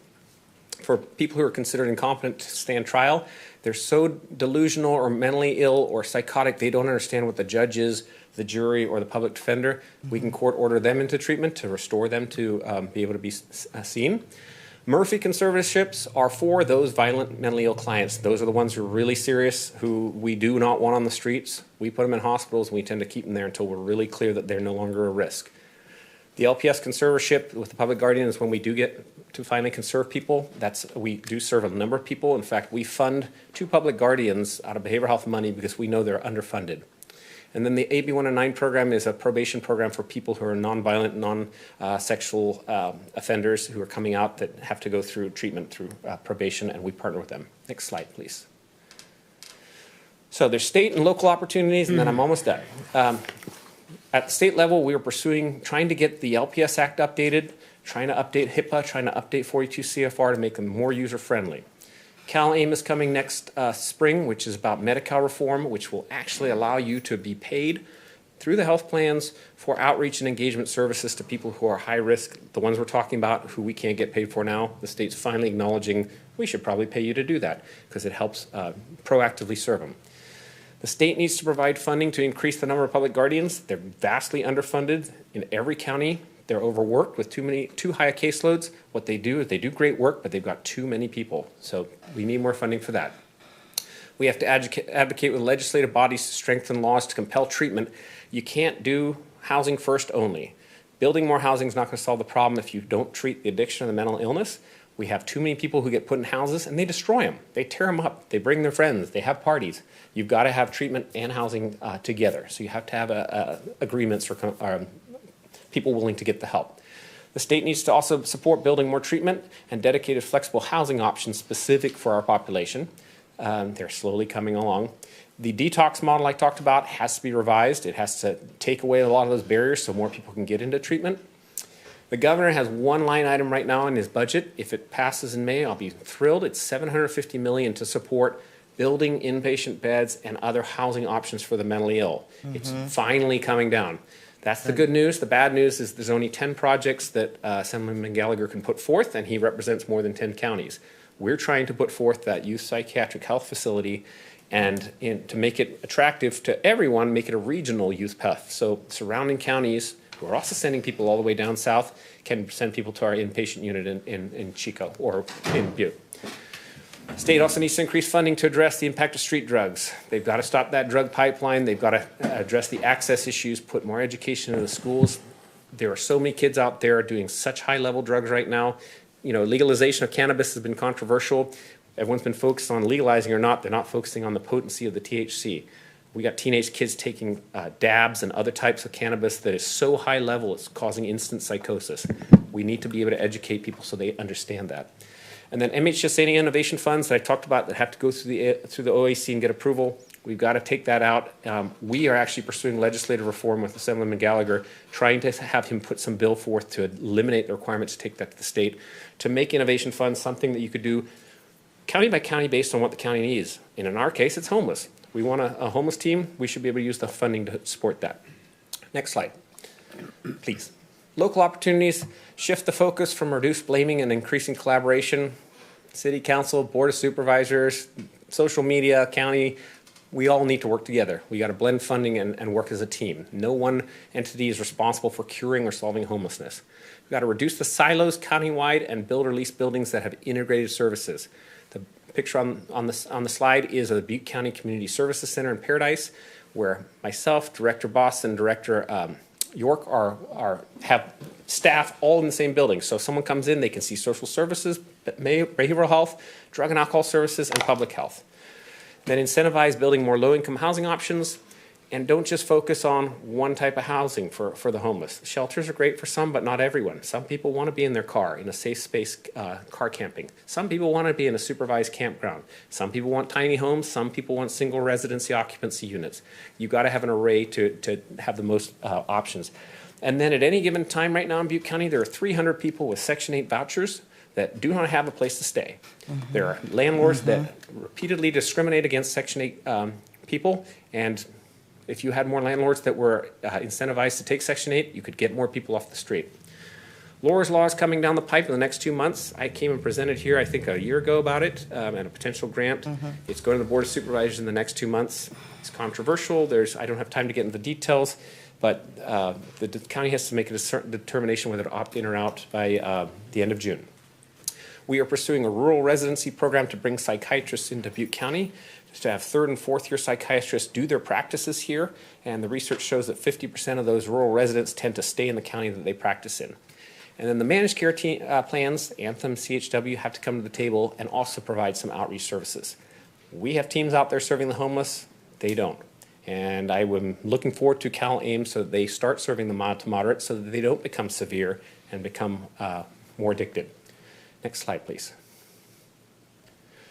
Collaboration is the key. I won't go into the details, but those are some of the programs that we partner with, blend funding with, share staff, embed staff. And if you want to learn more about behavioral health, any of this has interested you, and you say, well, now I'm curious, what do you do and how do you do it? We have a behavioral health advisory board that meets every third Wednesday of the month. The Board of Supes frequently talks about behavioral health and what we do. The Mental Health Services Act requires that we have a Mental Health Service Act steering committee that meets monthly and an annual community engagement monthly meeting. And we have a quality improvement committee. That all these are open to the public that talk about our services, who we serve, are we serving enough people, what our resources are. And there's a link that'll get you there if you want to look at more information. And I think the last slide. If you or anyone you know is interested in getting services, learning more about our programs, has a question about how do I access this level of care or is in crisis in any way and needs to talk to someone, that's our access line. It's operated 24 hours a day, 7 days a week, staffed by clinicians, and it's available if you have a need or a friend who needs to call. And that concludes my presentation. I'm sorry it was long. Any questions? Councilmember Smith. Yeah, I just wanted to share, it's refreshing to hear someone like yourself speak to some of these issues and question a lot of the way things have been done before. And I think intuitively, everyone in Oroville realizes that many of the homeless, that it's above and beyond just because there's not enough housing. And so it's just refreshing to hear someone of your caliber to, call into question the PIT count, somebody that's participated in the PIT survey. Intuitively, know that information, that data is skewed or has flaws in it. And just, Don Taylor works for you. He used to. He works for DES now. Okay. But, just in being in those COC meetings, a lot of emphasis is placed on, it's just a housing problem. And it's just great to hear somebody of your caliber at the county level that knows the difference and that as we collaborate and some of this information really needs to get and have this type of discussion with the COC as well, because their primary focus is how, they have a 10-year plan, right? And we're year 7 or 8 to end homelessness in Butte County, and it's all going to happen because we're going to have tiny houses and we're going to have all these things. And we just know, we just know that's not where the problem. And so it's just, I just appreciate this presentation. I know it's late and we're all tired and all that, but I think it's just so important that someone of your caliber is calling it out, speaking to it, and then the collaborative piece and then getting everyone to start communicating and moving this thing down the line is so absolutely vital. So I just want to say thank you, appreciate what you're doing. Thank you. And yes, if you look at Seattle and you look at San Francisco, the two most progressive people or places that are solving homelessness, they're not. They're having more and more problems, but that was a housing first model. I'm not faulting housing. Absolutely, we need more housing, but it's got to be with more resources. Councilmember Goodson. I just have to preface this by saying years ago, I recall working with you at the Behavioral Health. And now I'm honored to serve with you on this board. And I know that we have great things in store with a person such as yourself at the helm. In regards to the mobile units that work with our law enforcement agencies, so my question is, does that funding come solely through the county, or is it a partnership with the cities and their law enforcement department? So right now the funding is primarily county funding. We put up all the funding. There's some grant funding. There's some funding through our Realignment and MHSA funding that we use to fund it. Mm-hmm. The Board of Supervisors just passed some campfire relief funds, one-time funds, to expand that mobile team, to add another peer support specialist and a counselor so that we could have more coverage, because we operate from 8 to 6:30, and we all know people go into crisis outside those hours. My goal, if I can pull it off, and in the future with CalAIM funding and other additional funding, is to make that team 24/7 countywide in all locations. But right now we don't receive outside funding. We were approached by Chico State University about the possibility of adding some funding, and I'm looking forward to hearing back if they are interested, because they have an issue on their campus. They need a mobile response too. But right now it's primarily county funds. Thank you. And I just have one other question. In regards to the rural residency program, is there an incentive to bring psychiatrists here to this area? An incentive? What do you mean by that? Motivational incentive. Well, we're absolutely motivated to bring psychiatrists. It's money. The rural residency program that we're trying to do in partnership with, it was the Butte Glen Medical Society, now it's Healthy Rural California, and we're trying to bring on some of the hospitals to partner with us, as well as some other players, is going to cost me about $1.1 million to get from now to accreditation, to get our system accredited, to be able to take residents. Mm-hmm. We got a grant to help us with that, and we were really excited.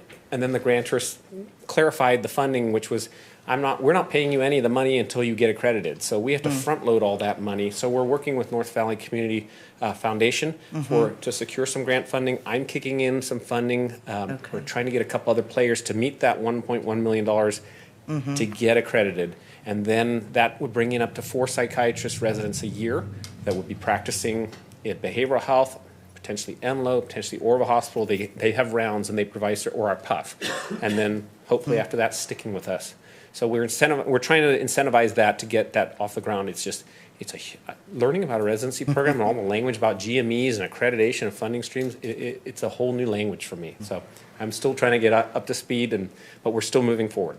Thank you. Thank you so much. Thank you for your kind words. Pittman. Yeah, Scott, you're a huge advocate for your agency, and I compliment that because I've sat through this the second time. And I even learned a lot bit more this time. And just to clarify, so you have a client, you're working with them, and they become a criminal of some type, and they go to the jail. Your client services go past the front door of the jail, or what happens to them? So that's another interesting little rabbit hole. When clients go to the jail, they're not the responsibility of the county any longer. They become the responsibility of the sheriff and the jail. So in the majority of the jails that I'm aware of, WellPath is the primary provider that is contracting for both physical health and mental health services. And so we don't get to provide treatment or follow through, but we have dedicated a clinician who goes to the jail regularly and collaborates with WellPath and says, hey, this is one of our clients, this was the medication they were on, or this was the treatment plan they had, could you please make sure that they follow up? Or we'll sometimes come and assess people in the jail who are decompensating and need to be hospitalized, and we'll do a direct transfer into our inpatient unit, stabilize them, and bring them back to the jail. But as far as treatment in the jail, nothing done by behavioral health. Doesn't help. There also is a program down in Los Angeles County that they passed I believe it's a 1/4 cent sales tax to address the topic we're on, homelessness and whatnot. And I think there is a number of different project areas that they identified that included cities and other things. I believe the money was generated about $350 million. It started about 2 years ago. Have you heard any success from that program at all? You hear program success in little pieces, but no one's dialed it in and got it right. I think everyone's got a little piece of it and is advocating for their different program. There's a CAHOOTS model, mobile crisis response in San Francisco, and we have our version. And I commend the different directors for the things they're trying to do, but no one has quite dialed it in and said, aha, we've got it. So we can't really rely upon someone else's guinea pig program to apply it to ours. Well, and I'm the behavioral health director, and of course I want good treatment for my clients, and the last thing I want to do is lock up everyone. But the pendulum has swung so far from the 60s of locking everyone up to, you have so many rights that I don't care what you're doing on the street, I can't get you off the street. One last example is in Los Angeles County, they put a lady on a 5150 who was homeless, ravingly psychotic, found eating a rat, not a live rat, but a dead rat. Mm-hmm. They hospitalized her, got her in front of a judge. The judge, well, she says she's going to go to the shelter. She was eating something. It was nutritious, and she got discharged. Oh. That is the example of the chaos that exists, and we have to operate with. And that's why I'm looking to the state, and now as I get more comfortable in my role, pursuing legislative options to try and correct some of these things. Because until we correct some of those things, we're going to have to keep operating under these crazy laws. Thank you, sir. Good presentation. Excellent. Excellent. Thank you. All right, Sounds thank like you we for your need to time. I more appreciate it. closely evaluate some of these judges. Well, there are patients' rights, and that's that pendulum swing. So people have rights to due process and to make sure that they, we're not just locking them up with no rights or restraining them with no rights. So it's a balance. It's tough. Thank you very much. You're welcome. Thank you for the water. Yes, sir. Okay, moving on to St. Thomas 8th grade students. I want to thank you guys for your patience. You've been great. I know it's a long day.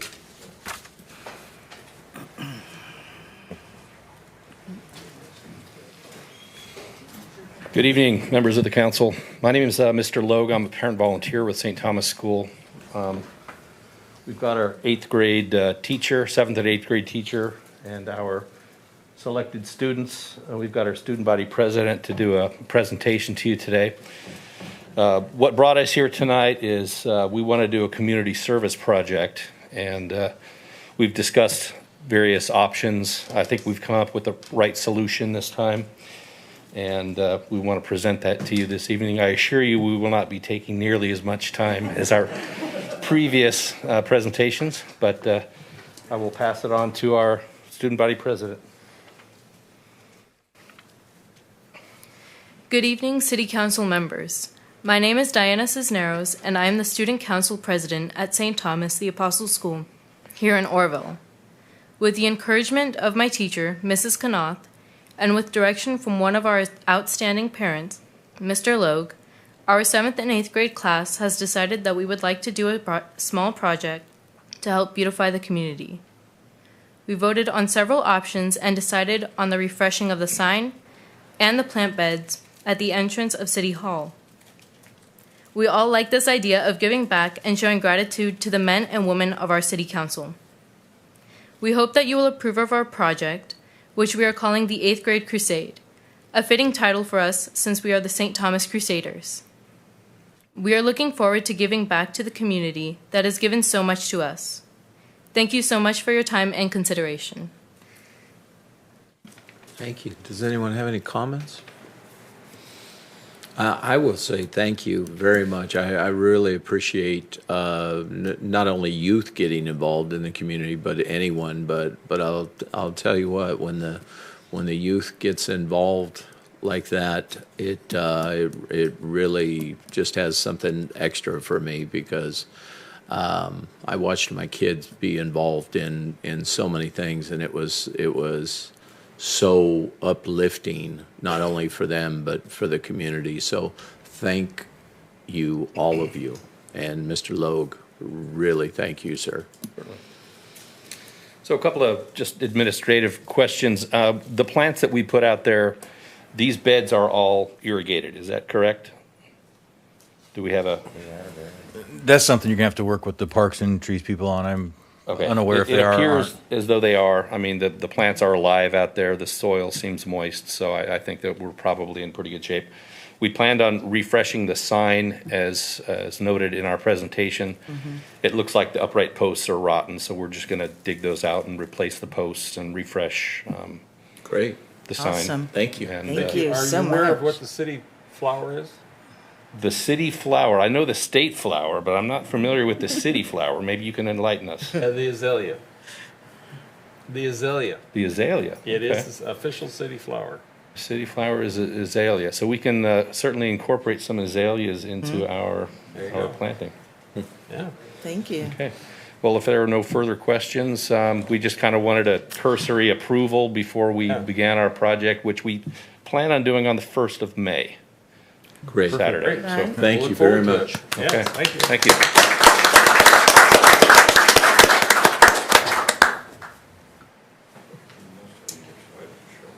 Okay, item number 4, 2020-2021 pavement rehabilitation projects presentation. You're welcome to stay. They've had enough.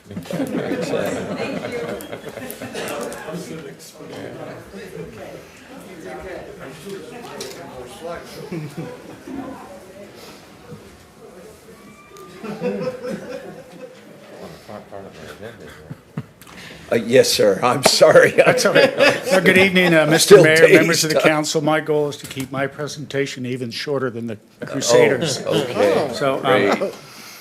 just to let you know that But we we're out of water, so. may set my goal higher for after the meeting, so. As you may recall, back in October, you approved a contract for just under $2 million for the 2020 paving project. We've just finished that up pretty much this week. It was funded by a alphabet soup of state programs, the State Regional Surface Transportation Program, Transportation Development Act, Highway Users Tax Account, and the SB1 funding. As of today, when I took my drive around, all the paving was done, all the access ramps that were intended to be improved were improved. There were some minor drainage upgrades we did. We added shoulder backing this year. All the manhole covers have been raised, and all the striping and ledgings have been done, and all the spelling is correct. Nice.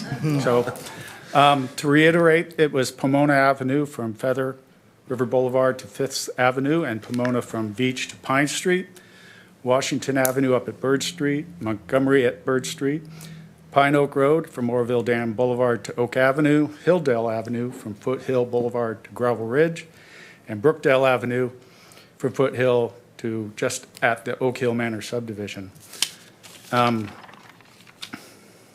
Upcoming this next year, I'm in the process of developing a task order for the 21 year, and I'm going to try to roll in the 22 year at the same task order, try to get ahead of the development curve. So this year, we're looking at Nelson at the southbound ramps for Route 70 and the northbound ramps. That would be a reconstruct. We've had an ongoing problem at the southbound ramp that maintenance has tried to tackle a couple times.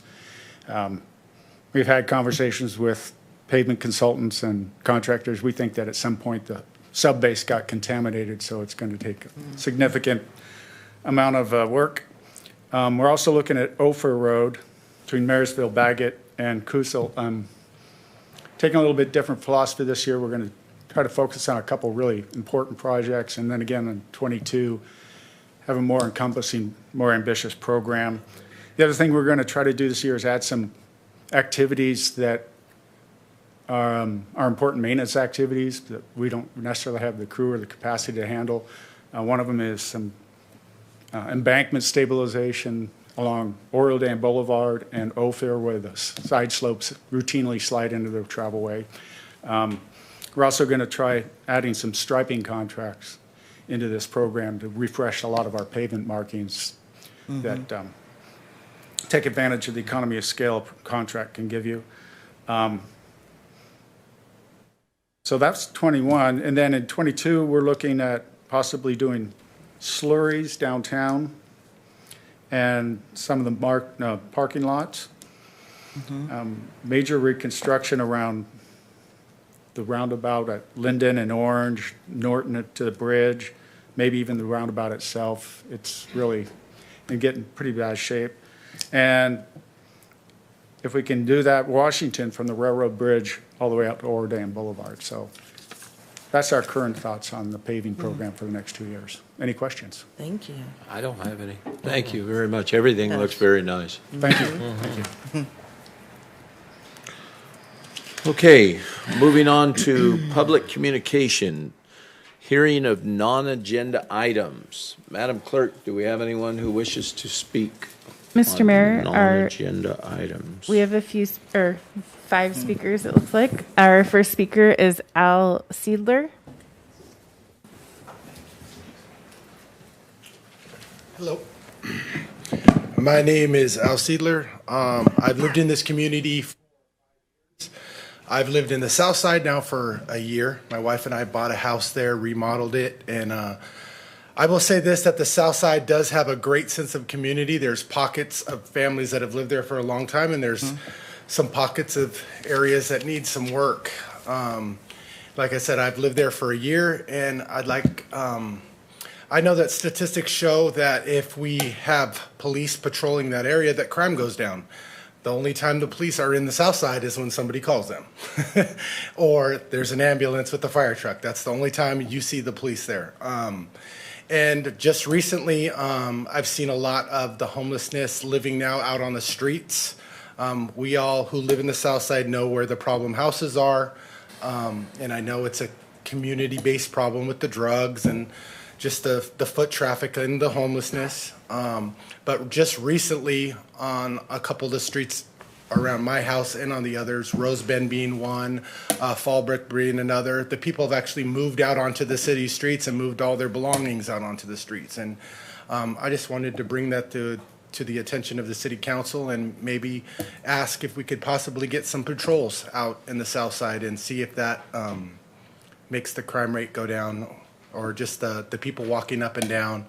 I do know I work in recovery. I'm the director with Jordan Crossing Ministry, so I understand the, substance abuse and the homelessness, and I advocate for any program that can help, lessen those problems. But I know that living in that community over there, that something needs to be done over there, and so I just wanted to bring that to the attention of the council and see if anybody had any ideas and.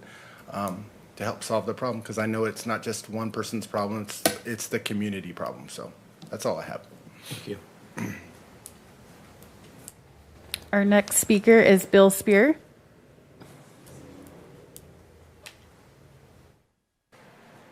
Mr. Mayor, City Council, I come here to pray for y'all, and it sounds like we need to pray for our state. Father God, we thank you that you are always there, that you never leave us nor forsake us. Thank you for this afternoon as we address some issues and problems, and we do lift up our state. We lift up the legislators. We pray that you'd give them wisdom to address the issues and the problems, and we pray for Calpers that they would make good investments, and that you would give them supernatural wisdom. Lord, I thank you for Butte County Behavioral Health and the work that they're doing, and I pray that you would help the community all to work together to enhance what they're doing. And I thank you for that presentation for the gentleman that you have there leading the charge. Thank you for the youth at St. Thomas, and they got the initiative, and I just pray that would happen with more people, more organizations. Pray for our youth, Lord, all the youth groups and the Axiom and all the things that are already established, so get some momentum and some wind for themselves. Thank you for our city council here and for their long hours that they put in, and pray that that same supernatural wisdom from heaven, that you would open the doors that you would have open and close the doors that you would have be closed. We pray for our the new fire chief and the new police chief, that you already have the person selected, that you would put the person in that you would have be there. We love you. We thank you for our community, for our city. We just pray your blessings to flow, your kingdom come, your will be done. In Jesus' name. Our next speaker is Pamela Mcbride.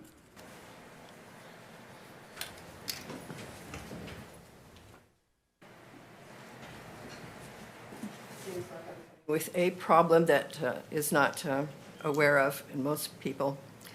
I was coming home from an exercise club from the lot home, and on the way I saw a woman who had come by earlier, and she was being kidnapped.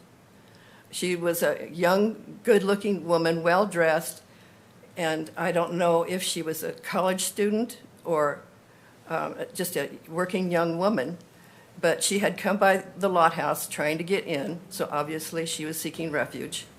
And then after the class was over, I was driving home, and I saw her being abducted by 4 men. I didn't feel like jumping out of the car and doing anything, so I drove by them, parked my car, and called the police. I gave the dispatcher my name and phone number and never heard from him, not in a week. So I went to the police department and asked, to talk to somebody so I could give them a description, tell them what happened. Nobody came. And so a week later, I tried again, and then I spoke to 2 officers at each of those times. One was Mr. Olive and one Minowski or something, but neither of them were the one who responded. So this lack of response to a report, just what would you think? It's like something on each of your consciences. How should the police respond to people making a report? And who cared about the woman? I don't know what her profession is, even if she's a prostitute. Doesn't she have a right to be protected? Or someone tried to investigate by listening to other people's stories? I'm not the only one. I was at a class and they all saw her. That's my complaint. The next speaker is Steve Christensen.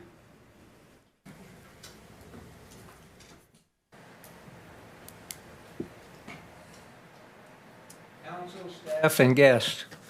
I picked a city council meeting to make an announcement. I have a book released. I became Oroville's newest author 1 day ago. My book's available as an ebook on Amazon. And the reason I wanted to announce it at a city council meeting is because most of what I wrote about happened right here in this. The name of it, Municipal Larceny versus Steve the Barber. Fun read. Our next speaker is Mike Brown. Good evening, everyone. Council members. I'm here to thank you for the first-time homebuyer program. 3 generations of my family own 7 homes in Oroville, 3 across the river, 4 on this side of the river. But the one homeowner I'm most proud of is a stepdaughter who got her home about 8 years ago through the city's first-time homebuyer program.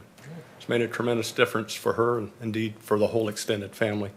We gather there often, and she's to a point now because her income is raised over time while her payment has stayed modest, that she's been able to put on a redwood deck, a concrete patio, and added heating, ventilation, and air conditioning. So thank you very much. You do good work. That keeps people off the streets. Thank you. Our last public speaker on non-agenda items is Bobby O'Reilly.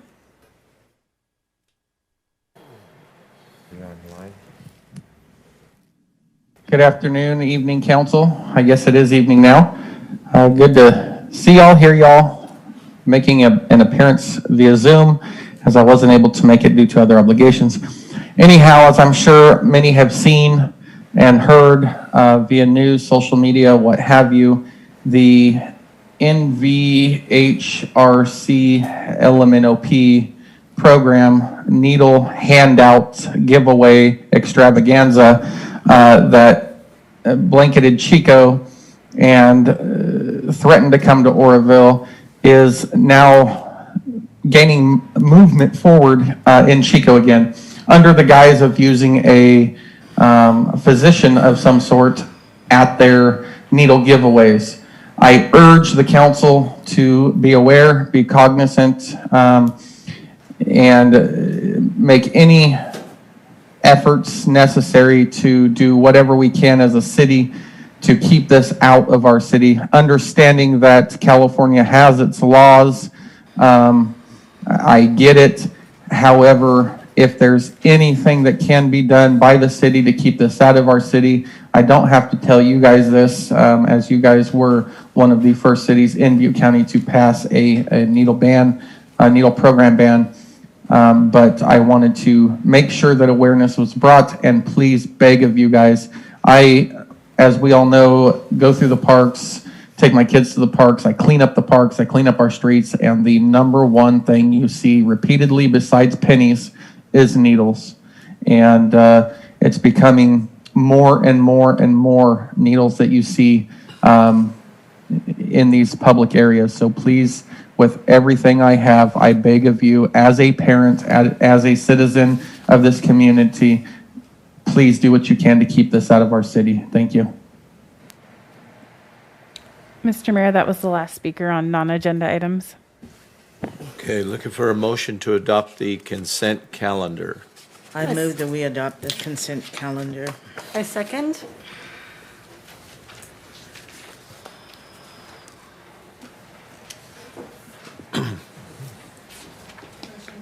Motion carries with 7 yeses and 0 nos. Moving on to regular business, item number 8, amendment to agreement with ABC Nix Pioneer Towing.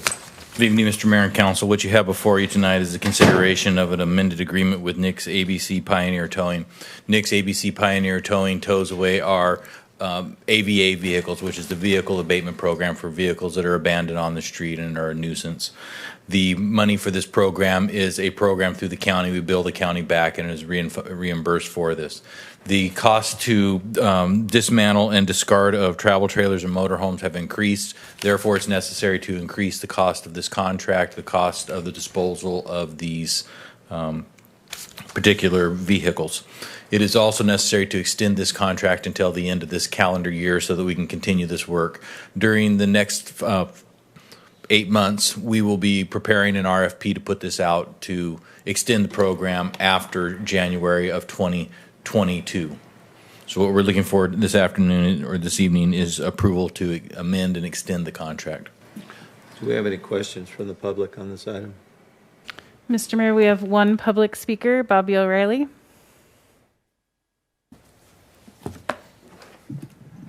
Good evening once again, Council. Thank you.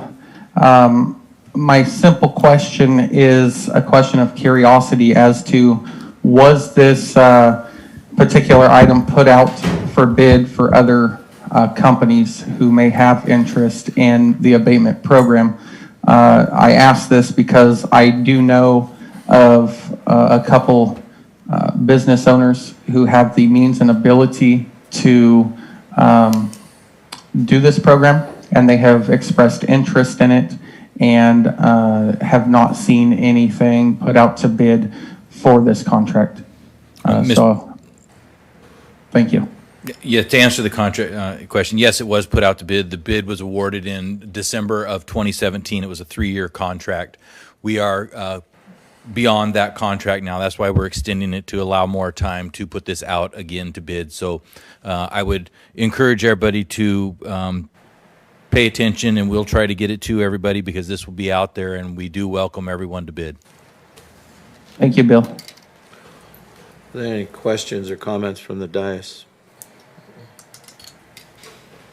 Having none, looking for a motion to adopt resolution number 8935. I move that we adopt resolution number 8935. I'll second.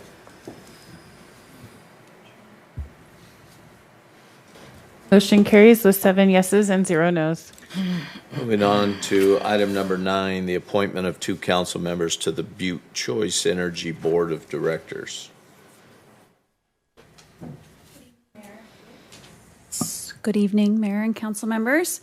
This evening, again, as you said, this is to request the appointment of 2 council members to the Board of Directors for the Butte Choice Energy Board. The Butte Choice Energy JPA was formed in 2019 between Butte County and the City of Chico. In July of 2020, the city expressed interest, adopt the JPA, and ultimately joined in November. And the city is now entitled to 2 regular director seats for that board with the option of 2 alternates in addition. So at this point, we would like to request the council to appoint 2 council members to be directors to that board and 2 alternates. Okay, do we have any comments from the public on this item? Mr. Mayor, I have not received any public comment on this item. Okay, does everyone on the council understand this item, and are there any volunteers? Is there information on the regularity? Oh. You know, actually, I apologize. I did not receive that from the county. I will get that information for you. The first meeting would be held in June of 2021, and so in 2 months, and that is where the board members would be sworn in, but I will acquire that regular meeting schedule for you. I think that would be pretty pertinent because Right. everyone here's got pretty busy schedules, so. Yes, I apologize. That was an oversight on my part. That's okay. Yeah. I do have an interest in it. It's just a time commitment, so. Okay. Right. Yeah. I'm not opposed to it. Okay. So interested. we can bring it back for the next We meeting? can bring it back. Again, I Okay. apologize for that All right. oversight. Is that the consensus of this council? Yeah. Okay. Thank you, Don, with a W. Item number 10, temporary appointment of a fire chief and salary for position, and discussion of Councilman Pittman's correspondence regarding fire service in Oroville. Good evening, Mr. Mayor and Council. What you have before you this evening is the consideration of the formal ratification of the movement that I made with Chief Tins to act as the acting fire chief of the fire department and to set a salary which would be appropriate for that. The salary is being set at the battalion chief level, top step, plus 5% for the extra duties that are required. It is a process to begin splitting the departments, the police and the fire department. The reason being is that the time when the departments were combined, it was due to a financial situation. We now have the financial wherewithal that particular discipline deserves its own chief. The structure will be that I will remain as the interim public safety director, and underneath me will be Mr. Tins as the fire chief. He will be solely responsible for the fire department, answering to me. The reason why that exists in that manner is because the charter is very specific about it being a council appointment to be the full fire chief. That's why we're using the title acting fire chief. The acting fire chief, he needs that title in order to truly lead the department and to establish a chain of command. So what I'm looking for in this part of this item is just ratification of the appointment that I've made and the salary that I have presented to the council, and then after that I will yield the floor to Councilman Pittman to discuss his item. Do we have any comments from the public on this item? Mr. Mayor, I do not have any, sorry, I apologize. We do have one public speaker on this item, Mike Brown. Mr. Brown? Regarding Mr. Pittman's. Oh, okay. Okay. All right, for the first part of this item, apparently we have no comments from the public.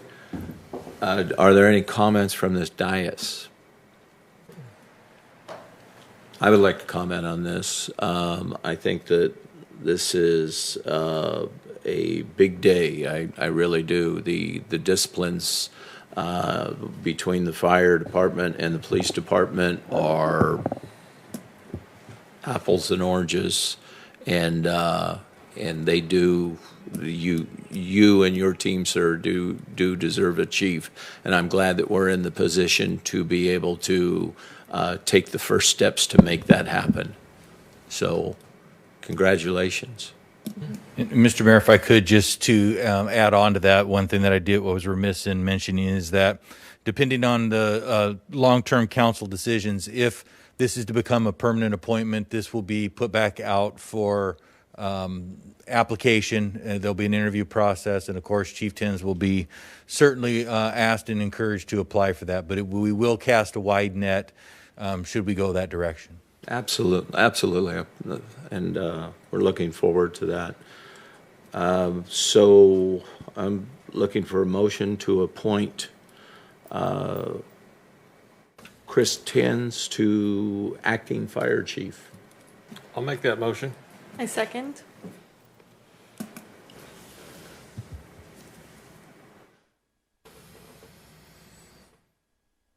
Didn't I do it? Oh. Motion carries with 7 yeses and 0 nos. Congratulations. Yeah. Okay, second part of the item, Councilmember Pittman has a correspondence regarding fire service in Oroville. Thank you, Mr. Mayor. I had originally presented the letter to be as an agenda item request, but the city administrator suggested we moved up to this particular agenda item, and I have no problem with that at all. A couple things that are hammering our population in this community is the amount of home fire insurance cancellations and non-renewable activities. I'm probably going to say almost everyone in this room probably has someone or knows someone that had it. I had it my own self. The little letter of non-renewal and then the struggle to try to find fire insurance was not any fun. In fact, it took me almost 3 months to get that squared away. So consequently, we as a city council have very little activity or ability to tell the fire insurance companies what to do and what not to do. The only thing that we have is to possibly increase the insurance services office rating for our department. They rate us from a period of 1 to 10, and my letter talks about that process. It's a process that they use. I will mention that it is voluntary on the insurance company's participation, but it still speaks to the overall fire service level of service being provided in our community. And we currently have a rating of 3. And my interest here is to find out what it would cost for us to go to a Class 2. And that's simply all this really request is what would it cost for us to go to Class 2? I have a number in my memo or my letter. I have a number of comments that have occurred over the past, one being the presentation by this council requested of Battalion Chief Isaac Reese back earlier this year that asked about the department needs, and I included that presentation in here. And one of the things you'll notice that over the years, the investment in the fire department has not increased with the population of the property or the population of this community. And I observed that when I started working for the city in '74, we had 7,000 population. We had 13 members of the fire department. Today we have probably close to 25,000 population, and we only have 18 members of the fire department. So there's a definite need for improvement there. So I'm kind of framing this around the idea that we would possibly go from a Class 3 to a Class 2. Also, when you look at the averages, national per capita firefighters per 1,000 population is right at 1.5 firefighters per 1,000 population. So doing the quick math, we're way behind. And I'm not suggesting we meet that standard. I'm just saying that's a standard out there. And it goes out there for the future investors that would come to our community, because they do look at your fire service. They look at your police service. And at what level of service do you, in fact, provide? Also, the property owner difficulties with fire insurance would hopefully be improved by changing the rating from a Class 3 to a Class 2. When I was on the job, we actually were a Class 4. So we've improved to some extent, but not In fact, at certain times of the city, we were at class 5 and 6. So we have improved it. It's made it better, but we could make it better. And mostly I'm interested in what would it take to do that. As a reasonable idea, one suggestion or one example, I look at the city of Red Bluff Fire Department, which is very similar to us. We're a little larger in population, but they have a class 2 operation. And they utilize a program called the Reserve Firefighters, which gets their manpower numbers up. Maybe that's something for us to look at. We also have the 5-year growth plan. Maybe there's elements in that plan that also could be, or probably maybe be costed out. I don't know for sure. I'm just, as a policymaker and someone that listens to the taxpayers of this community, they want to have some assurance that our fire department will get a fire rating so that the fire insurance companies will write our policies. And that's just very uncomfortable. And if not just write our policies, might throw back the idea of keep raising the premiums. I know many people that their premiums went up really kind of unjustifiably. In fact, one person I know, they got a fire hydrant sitting in front of their house. And they said, well, we don't care about that. We just want to raise your premium. So that's really the issue that I'm looking at. What would it take? What would the cost factor be to raise this from a 3 or to improve our service level from a 3 to a 2? And I would ask both our city fire department and Cal Fire, who's in the process of contract discussions, to both give us those numbers. I think it's reasonable for us in the community to know what that number would be. That's essentially my request. Councilman Pittman, I will task Chief Tins with his first task and tell him, can you prepare that for us, please, Chief Tins, and bring that back to us in a couple weeks? Thank you, sir. I would appreciate other councilmen to weigh in on it, though. I'm just one guy. I'd like to hear others. Councilmember Hadley. Thank you. You know, I am all for boosting up our fire department as well as police, too. I mean, and any other department that we have in the city that we're low on people. However, and that's really not the issue here for me, but the people need to know. I talked to my insurance person, and the rating, the ISO rating, is not going to make any difference to you. And based on this, they take something that's called Pearl or Peril-Based Information Tool. Every insurance company uses it. And what that does is they take a satellite imaging of an area, not just one house, but of an entire area. And then they look at slope, fuel load, the access, the width of the road, whether they're paved or unpaved, how many ways in and out of the area. And what they're looking for is, are they going to, especially for the width, is fire equipment going to be able to get in as the people are trying to get out? And that's what they're looking for. And so that's what bases whether you're going to get renewed or you're not, or you're going to lose your insurance. I mean, now that's what I've been told by somebody in the industry. So what they're saying is, you know, make sure that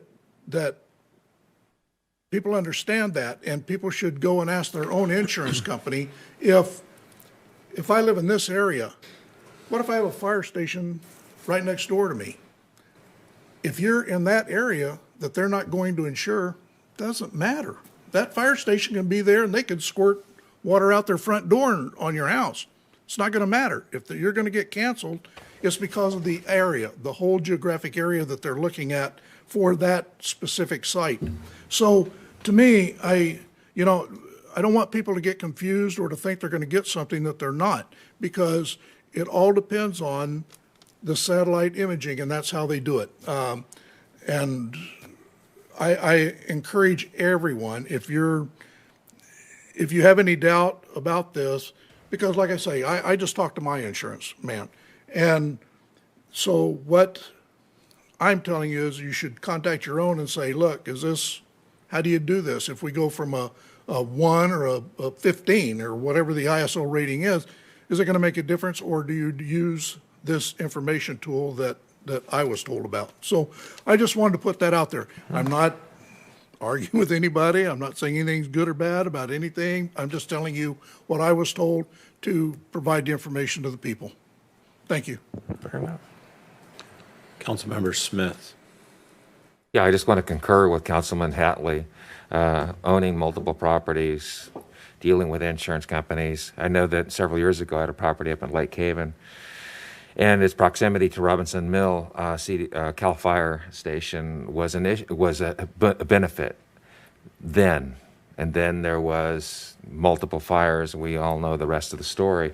And as I understand it, those ISO numbers aren't quite so significant as much as, and again, my insurance company, just as Councilman Hatley's already so eloquently stated, they look at those Google Maps and they make those evaluations. So I think fuel load reductions, quality streets, egress, all those kinds of things, I think from a perspective of a council and what we can do as a city, and good planning, street planning, all of those things, I think probably moving forward are far more significant in I think helping all of us. We all want to be insured, be insurable, and keep our insurance rates as low as possible. And then just as a curiosity, and not to get into the whole CAL FIRE discussion totally, but I kind of wondered, and I was looking at your letter, and it just kind of popped into my mind. Since CAL FIRE does provide this service, or the first response and everything north of Feather River, were the CAL FIRE firefighter numbers calculated in these overall numbers for our city? When we think of a city of 20,000, well, we'll know soon enough when the new census numbers come in exactly where we are. Right now, we're just kind of shooting from the hip a little bit. But I'm just curious. I mean, I don't know. It's just a question. Was the service that is currently being provided to the city by CAL FIRE, were their employees included in this mix? I mean, I don't know the answer to that. Yes or no? If I may, if I'm up. Yeah, the ISO looks at how many people arrive on the engine in terms of personnel. That's the big thing. 50% of the rating, if you look at the numbers, I think I attached that, there's a points schedule. So whoever is coming and how many people are on that engine on arrival, that's a big deal. But I also haven't been around the business for a while, so I would be more inclined to hear what's going on currently with that perspective. And then we don't have total access to ISO. The fire chiefs have that access to get all the details out. So I appreciate Chris Tenz's comments. Thank you. And I just want to preface also, we're soon going to be hearing from a consultant. And so it'd be great. So this information and these questions, I'd really like to see our consultant tackle a lot of this stuff, so that we can, kind of get down into the numbers and really understand this. So we have quality information. Our decisions are only as good as the information upon which it's based. So I'd love to see that. Just quickly to answer your question, it is, and to truly explain how ISO works and the ratings, and 1 being the best and 15 being the worst, there's a lot of different moving factors to that. But the addition of the personnel from outside agencies and it's a separate part of the ISO, and it's recognized through the Auto 8 agreements. So signed agreements is how they will recognize that. Okay. So to answer your question, is yes. Thank you. Mr. Brown, did you wish to speak? I did. Oh, yeah. Yeah, I recently got a non-renewal notice from AAA, and they explained that it had nothing to do with ISO. It had to do with my zip code. So I asked some probative questions and concluded they have too many eggs in the basket of our zip code 95966, meaning they took on too much risk. They oversold. So they're going to take a time out. So I went to Travelers, got insurance, got great insurance. It was less than AAA. They'd been jacking me up. Shop around. You ought to do it every year, but it's a pain, at least every 3 years. Ironically, I have a second home in eastern Plumas County where I shouldn't be allowed fire insurance. I can get it just fine from AAA. That's the last thing I'll keep from them. I even give them my card back. Now, the ISO is a great model for 1970s New Jersey. they're still doing things the way they've always done them. Meanwhile, artificial intelligence, analytics, computer modeling, been tracking the fires in California and throughout the West beyond the 100th meridian, where we live in the dry, arid West. And it's understood that there's a problem with wildland fire. The light bulb finally went off back east, not in ISO, but in many other places. The problem is fuel, and the way to address it is fuel reduction. A lot of things you can do with roads and access, but they're even more challenging than fuel reduction. So the ISO, it might give you more confidence. It might let you compete with Red Bluff for some project if a body wants an ISO 2. I can tell you why Gridley and Biggs got a 3, because it was close, and Oroville got a 3. That was the only reason why. What did Gridley get out of it?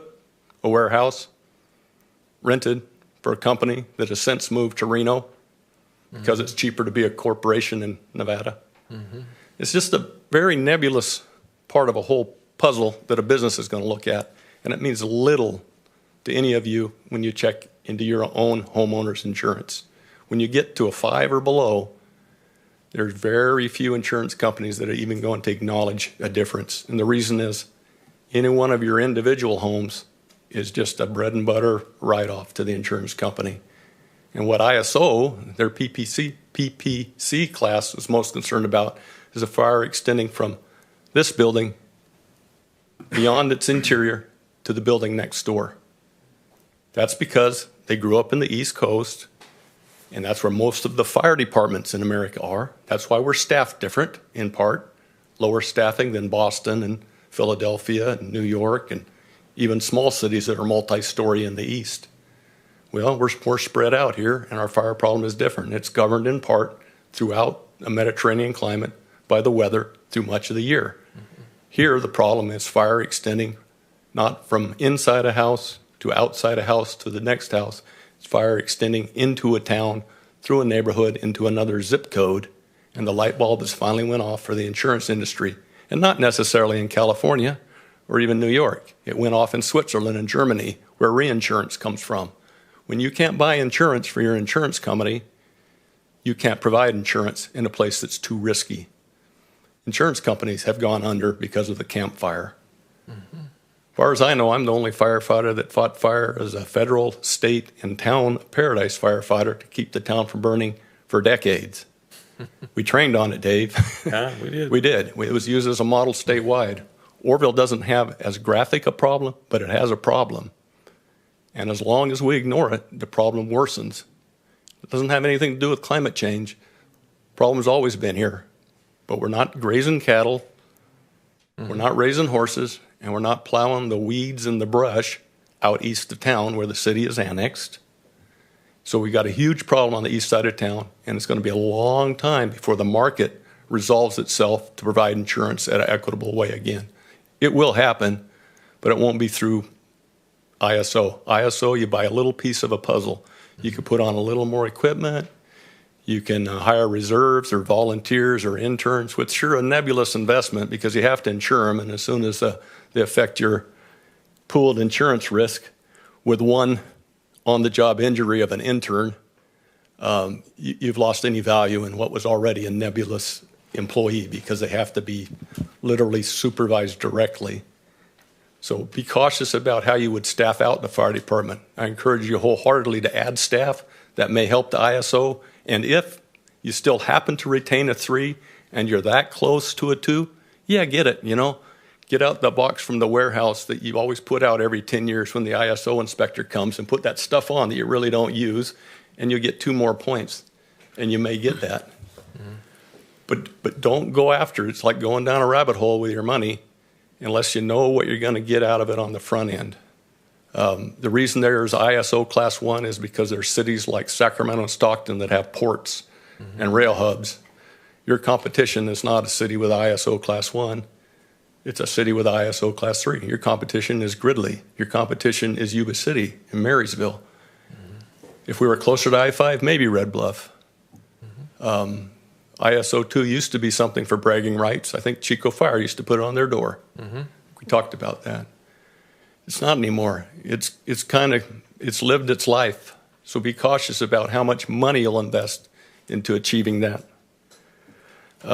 Meanwhile, just shop for insurance. And when you can, do whatever you can to reduce fuels on the east side of town, because that will keep fire from coming into town. And if you want to see the proof and see what they're looking at, it's not just the map of fuels. My stepdaughter with a first-time home buyer's home, they cut down 2 oak trees, got farmers to renew their insurance. AAA, they said it's the whole zip code. You're out. But if you look at the fire history map of the area that surrounds Oroville, you'll see the biggest area without fires is Oroville. That doesn't mean there weren't fires here. That just means we've been successful in putting them out under 300 acres. All the while, the fuel that didn't burn has grown and grown and grown, encroached over roads. People's junipers are up to their windows. A fire that starts on Kelly Ridge, I expect to burn into my neighborhood, in the Brookdale area, on a north wind.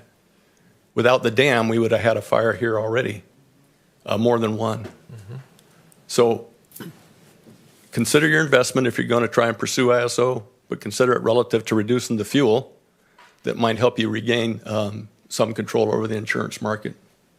Thank you for your time. Thank you. Yeah, thanks, Mike. Mr. Mayor, we do have one other public speaker on this half of this item, Bobby O'Reilly. Okay. Choosing invest in more goats. And sheep. Thank you again, Council. Appreciate the information.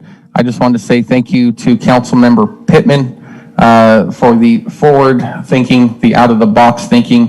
It takes a village to conquer things that are happening with our community, and it's going to take out-of-the-box thinking to help our community as well as other communities get to a point where we can actually feel secure again. As a homeowner, this insurance thing is absolutely stressful with the lack of fire insurances available. So I think you, Councilman Pittman, as well as all the others who are thinking outside the box and trying to think of solutions that may not be right in front of our face on ways to mitigate the situation.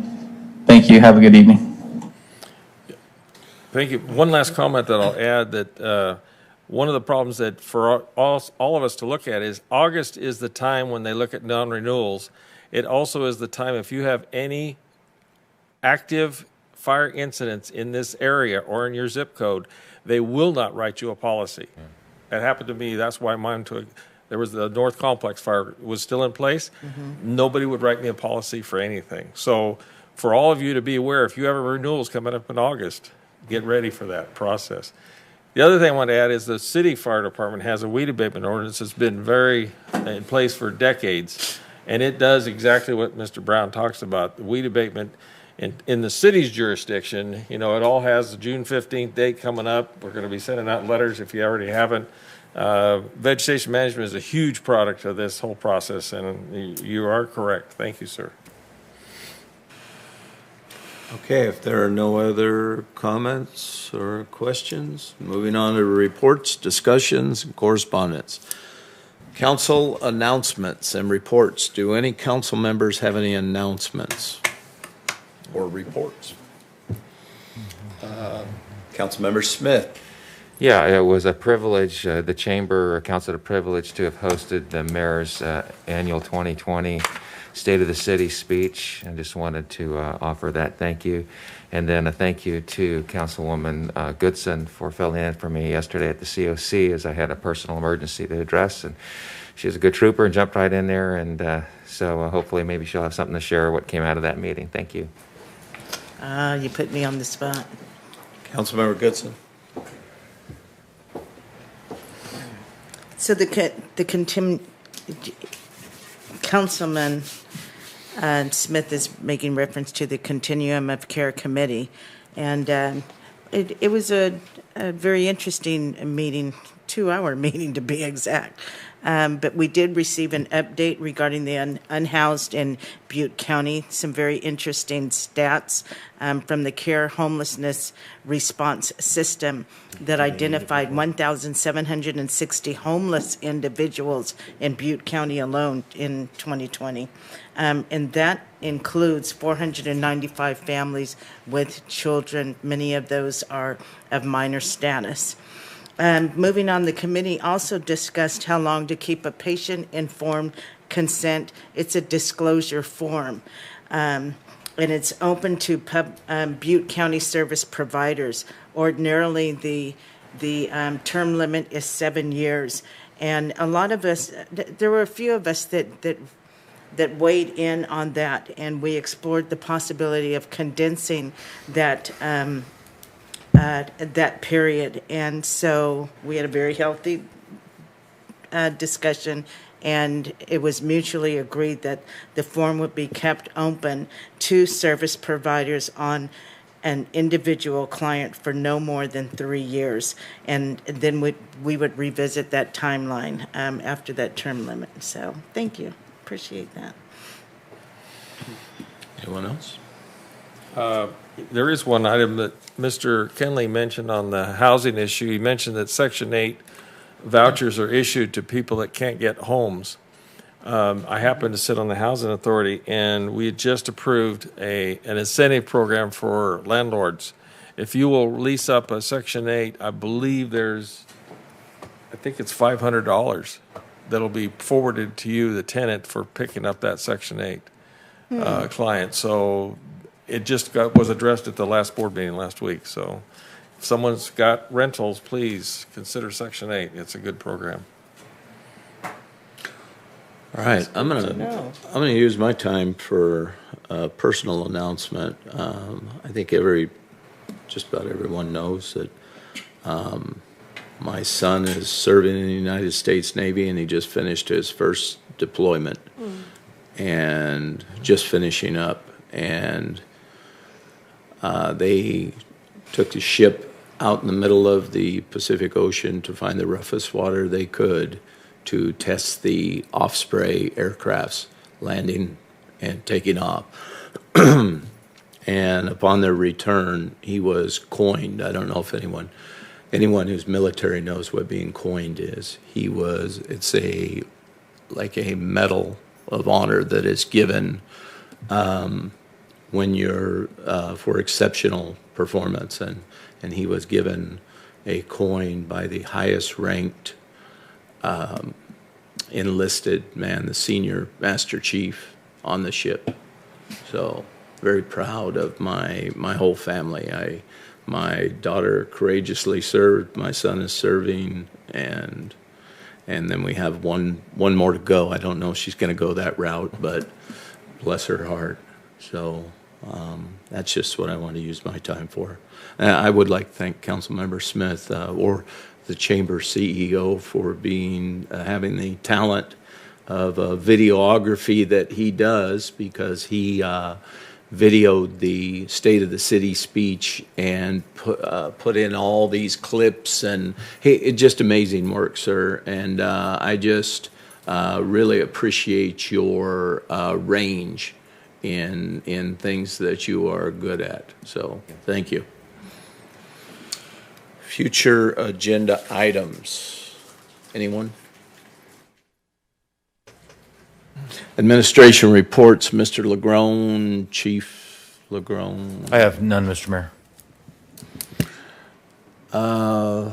Steve? No. Ruth? Nothing. Okay, municipal larceny. Tom Lando. Very quickly, Mark Mendez has started to work on the gateway project in terms of agreements. A long way to go. We have several developments that are approaching the city on the west side of town, but we need to finish the municipal service, get it approved by LAFCO before we move on.